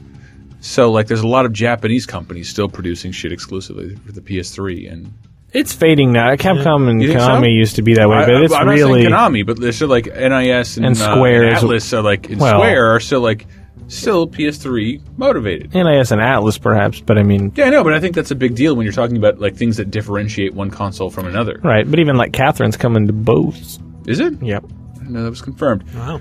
I thought there were two different covers. I've seen the 360. Yeah, there's two different covers. One cover has the blonde girl, or is the tits. One has ass, one has tits. Yeah, I'm going for the ass cover. Yeah. I don't care which platform. Not for America. They haven't confirmed anything for America. Right. Next phone call. Hello, TalkRadar. I am watching from Jeopardy. I love your podcast and wanted to ask where can I download the Glowing Stars song? What? Thank you, Stephen Hawking. I really appreciate that message. Glowingstars.bandcamp.com? Glowing Stars, not Bandcamp. Lol. Lol. It is like you are treating your throat like a woman's vagina. Lol. It's actually how I saw Tom Kenny do SpongeBob's laugh. Yeah. Next phone call. TDar, I got a question for you. Hopefully you can help me out. My car keeps making these sounds, when I drive, when I shift into gear. I'll try to imitate it here. It's like kind of like a grinding thing. I don't know if you guys can help or not, but thanks. Bye. That sounds like your transmission's busted. Means your car's awesome. I'm going to say the manifold is busted, and you're going to want to hit the G button on your steering wheel. That usually makes Speed Racer jump into the air, but what it's going to do for you is immediately fix the carbonator problem, which is apparently what you got going on. You got too much carbon dioxide leaking into your manifold. I've heard you want to get 17 or 18 crawdads and put them in the tailpipe and have them sorted out, because they know. Now, I know it sounds like... I've heard you should only fry crawdads in a stainless steel container. Well, that's a whole other topic. I'm glad you brought that up, because we should probably... All right. Now, my engine is removable, and I can put a deep fat fryer in there. And it is when fantastic. You do that, you're going to want to put your car in neutral. For sports ball parties. Right. You're going to... Wow. He laughed at his own joke. It sounds like a transmission problem, and if I were you, I'd clear a little bit of space out there to leave more room for banana peels and maybe a little turtle shell. But it gets you a lot of more aggression out on the road. And if you find a feather, wait till you're at the wall to use it. That's true. It only counts in 1992. Little known fact, you don't actually need to store the stars. They can be activated automatically. This is true. That's not it. Fuck yeah. Yeah. Fuck.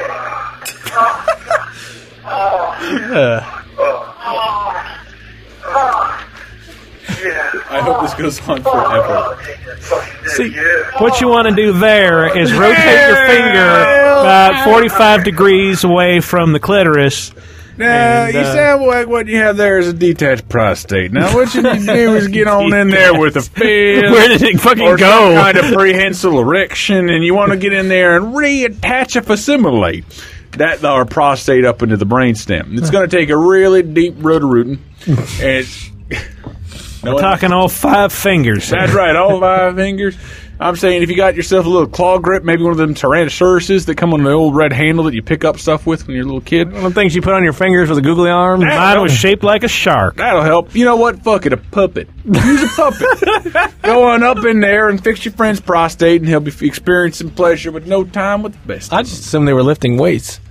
Yo, what's going on, guys? It's Strangle, oh my God. Now that Marvel vs. Capcom 3 is out, everybody's talking about what's the best squad to use. Bull. I personally love the Little Man squad, which is Arthur, Beautiful Joe, and Amaterasu. Did not work. That is the shit right there. It's really tough. I steamrolled through the motherfucking game with those guys, just like Michael Repara did with Sentinel, Captain America, and what's his face, Iron Man. Good memory. Yo, the game is crazy. So shout out to everybody out there that want to call the podcast and sound like me. I haven't been hearing any phone calls. Come on, everybody got a call. Man. Give your best Strangle Me impression. I love hearing that shit. All right, shout out to Philosophy Dell 673 and Melly Cat from Community Voice Podcast. All right, peace. My team lately has been Captain America, Phoenix, and Sentinel. And I don't want to use Sentinel because I feel no joy in it, but it's like you can just stomp people so Grim's hard. Advice, like, they left a couple of flaws open in the game, Sentinel. Like, there's ways around it, but like most people online right now just you see Sentinel and you can just barrage people with shit. And I win, but I feel like a dick, so I'll only use it like every 3rd round. I also use Ryu a lot and mix Spider-Man in there because Spider-Man is not great as a character, but his web ball assist is very good. Yeah, because people don't see him and try to pick. You don't know what level you're going to be on, but if you can get like black costume Spider-Man on that shield helicarrier stage, Why, is his assist different than the black? No, he just blends into the fucking background, and you can't even see it. Like I played with Grim over the weekend, and he had a joke like, "I want to pick a team of everyone in their black alternate costumes." So he had like Black Doom, Black Wesker, and Black Akuma. Wesker. And we were playing on the shield helicarrier stage, and you couldn't keep track of where they even were because the background's so dark, and then they're dark on top of that. And then I was playing Black Costume Spider-Man, so like for a point we were like, I don't even know who the fuck did that combo, who was juggled. We were just mashing buttons, and we're finally like, okay, stop hitting buttons. Okay, I'm there. You talked me out of using Thor. He sucks. I think his Iron Man and Thor are very transferable because they have almost identical moves, but whatever. But most of the characters in that game have almost identical but I'm moves. saying like he has something he holds in the air that sucks people. Well, he has the repulsor ray, but like Thor's combos are different. He doesn't have the typical, launcher, medium, hard launcher. Like his combos work a little differently. No, I don't. And like even his projectile has this wind up that takes too long to produce, and even as an assist, it's slower when you could just call Doom out to fucking shoot a beam. I somehow got good with Thor real quick. I'm like, you never want to use Thor. I'm like, shit. Well, that's the thing is playing against the computer is not a good barometer. Like you want No, to it wasn't a good barometer. I was playing against like certain people I can chain things together with a little better than others, and whose assist can. I mean, Thor has a good assist. All I know is Grim and I tried to use. I've tried to use Thor, and Grim has tried to use Thor, and we could get nothing out of him. But like for all we know, he's the best fucking character in the game. There's no way to know until you watch Evo this year. Oh, seriously, send us. Call into the hotline, ask Seth Killian some questions. I think I can get him to answer them remotely. Yes. Ask By a questions. voice and say your name. Yeah, People say your name, ask your question about Marvel vs. Capcom 3 or Street Fighter, and we'll give them to Seth, and he'll probably just, we'll have a little segment. Candid boy, it's getting hot in here, and my battery has 21 minutes. Let's see what we can do. Let's go. Hey, TalkRadar, this is Apollo Mask. I'm just getting over a bit of a sore throat. And you know what? It is February in Toronto, so fuck winter. I am officially fucking done with winter. Getting over a cold too, Jesus. But anyway, Thank you, question. Chandler. I think you might want to move if you're tired of If you could go on a road winter. trip with any 3 video game characters, who would you go with? I think that would make a good question of the week. I don't know, anyway. But me, I'd probably go with Garrus from Mass Effect, because he'd be a good drinking buddy. Rico Rodriguez from Just Cause 2, to make sure everything blew up after we left. And Moira Brown from Fallout 3. Hell, I like her, and she'd keep the car fixed. All right, see you later. Bye. That's what 3 characters you want to go drinking with? Yeah. There you go. 3 characters you want to go drinking with. Well, we can't drink anymore. Oh, we know. We're not allowed to drink anymore. Here at yes. Future. So we have to pick other characters who aren't allowed to drink anymore, like Yeah. Iron Man. I'm thinking I would like to drink with any of the McCreary's. I think it'd be fun. McCreary's from GTA 4. Oh, yeah. If they didn't, shoot you or something. Well, I mean, the surviving ones. Yeah, okay. The surviving ones. Maybe the ones who just got a rehab, and then I start them drinking again. I get to see their whole fucking transformation.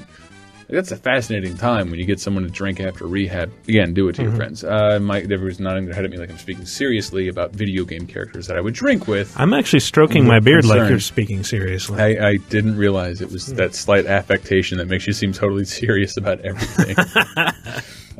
Really?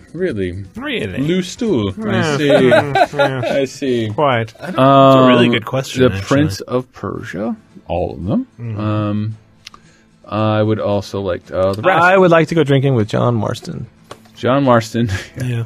Well, I like to just walk up, friend, and have him tell me something. I know you, John Marston. I'm just kidding. I'd like to go drinking with Roman Bellic and Brucey, because although I think their company could get tiresome after a while, they seem like just fun, lighthearted guys. Do you find solace that you all are into titties? Yeah, that's that. That's pretty great. Titties. We all like titties. Big American titties, of course. I don't know. I don't know where the line between Roman and Nico ends and the Festrick brothers from Saturday Night Live begins. Dan Aykroyd and Steve Martin come out throwing their fist. Hey, big American breasts. Yes. No idea. Next phone call. Hey, TalkRadar. It's Phazon117, and Hi. after reading some of your tweets today, it seems like emotions are riding a little high over at Games Radar, so I just wanted to basically extend an olive branch and say how much I appreciate all you do. It really, I really thought he was going to hire us. sometimes, but every week you provide us with probably one of the best podcasts I've ever listened to. It'd be so Thanks a great to bunch. pick up Games Radar and put it in another company. I'm thinking ABC. Careful. I don't care. Fuck it. It's not like I'm drinking. Hey, this is Tony. On the forums, I'm Tony Unger. Love the podcast. Been listening since episode 1. I was just wondering what you guys think of any of the Stalker games, because I'm like halfway through the last one, and it's really hard. Yeah. Well, have a nice day. Bye. Thank you, Tony. Tony, I really like Shadows of Chernobyl, and I haven't played any further than that. The first game I really liked for a while, and then I got stuck in the bowels of some stupid building with like a bunch of poltergeist monsters, and I was bleeding to death, and it's like, there's no way I can escape death. I can't run away because I will bleed to death before I reach the exit. I can't stand and fight because I will get killed. I'm fucked. I'm rage quitting. I am not playing this again. But it's just like, that undid so much progress that it's just like, fuck it. I don't care. In short, Tony, go to bed. Never bothered. Tony, please go to bed. Yeah, unless your name is spelled with an I, you're probably too young to be listening to us. No Yeah, offense. but he's also playing. He loves soccer. That's true. That's He true. loves So soccer. he's cut his teeth. Tony, you got me scared, buddy. Like, if you don't tell your mom about us. We're Saint Elker. Hello, TalkRadar. This is Lee Soul from the forums. Just wanted to ask, how Go come for Scott it. Butterworth doesn't hear him on the show? I love Scott Butterworth. Get him on the show some more. Because he's an asshole. And Seth Killian, really, really great, really awesome guy. Love to see more of these guys on the podcast. Come on, do it. Oh. Thank you. Love the show. 7%. Do as much as we wait. can. See, you only hear Scott Butterworth when he's on the show. When he's off mic, he's actually just talking about how much he wants to squeeze our girlfriend's tits. Yeah, most of it is anti-Semitic. There's some stuff about like Nazism and wanting to rape kids. I cannot believe that. I cannot believe he gets away with it over at P-Tom. Get a subscription. Only subscribers get to see his. You walk by the P-Tom area downstairs, and it's just a nonstop barrage of profanity and just violence towards women. They only let him sacrifice goats. Like the fact that he dresses them up like kids and Jews is really disturbing. He actually hires prostitutes and brings them into the office just to beat them. I can't believe that. And they're all paid as interns until they die. It's terrible. Horrible. So he's so busy with all of that he can't come on. And on top of all this, he opened a Dickensian factory in our back parking lot. I can't believe it! He employs starving orphans and pays them in matchsticks. Which they use to burn their own homes. Exactly. That they don't have because they're orphans, I forgot. To pick the pockets of people. They use it to burn their fingerless gloves. And Seth doesn't come on more because he's mostly... Well, I'll reveal this. He's going over to Midway. Seth is going to be mostly Mortal Kombat. And they won't let him talk to us anymore. So I think he's wanting to go back, bring back Fighters history for N64. Yes, I believe that's his next goal. He's really wanted to make a big push. He almost single-handedly launched the stick in Street Fighter Renaissance, and he really thought Fighters history and Doomsday Warrior really need to come back. And let's see if we can get one more out of here. Hey, TalkRadar, this is Vitamin D from the forums. I just wanted to say that I love the voices that you guys do, and I know a lot of people always imitate and stuff like that. Don't worry, I'm not going to do that. But it's like, I know you do that voice, do the voice of Rorschach and that Norwegian king. But I got to say, the best, I think, by far, the best voice you guys do is when you guys do the voice of Jason Statham. I swear, some of the stuff you guys come up with just cracks me up. It's almost as if like Jason Statham is like the new Chuck Norris, you know? You're just like, I'm Jason Statham. I star in movies with genitalia in the title. First I was in Snatch, then I was in Crank.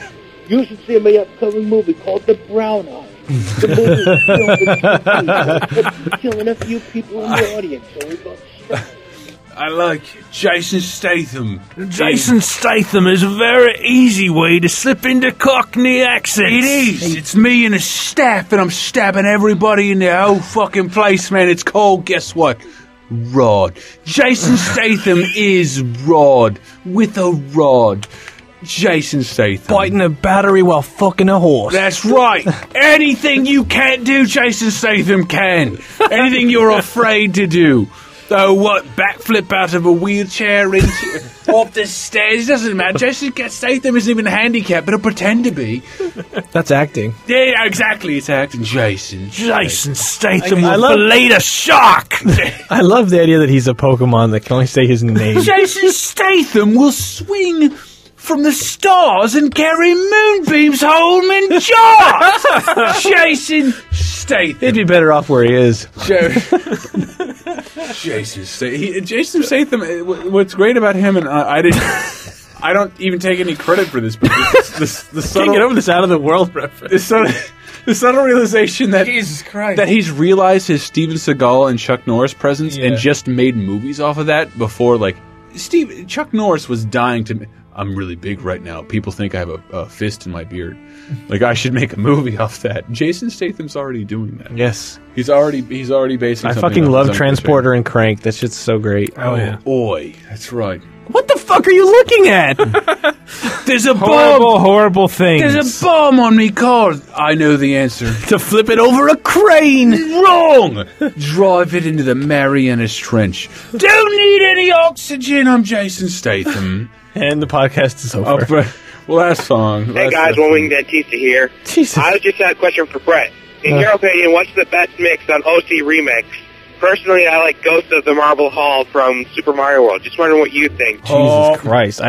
Wow, I had his song queued up. To narrow down like 10,000 songs. It's a really good song, and my computer went dead. First thing that comes to my mind, I really love trance kind of stuff, and like the artist Blind. The artist Blind has a bunch of really cool shit, but there's also an Ico remix called Save Me that's really fucking good. I like it a lot. It's based off the Save music from Ico, which is only like one. It's like a very subtle tune that I wouldn't think anyone would ever remix. But Nothing it's from to do with Amy Mann. No.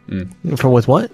It's from a guy named, I think his name is Super Green X. I don't know if he's ever done anything else, but like that's one song that really stuck with me. I just love it to death. And the other Ico remix they have is called Icon, which is fucking great as well. Those two are like the first things that jump out of me. Thank you. And also Monstrous Turtles, which I think is from Mario World as well. Really good. Well, our ending song is going to be Save Me by Amy Mann.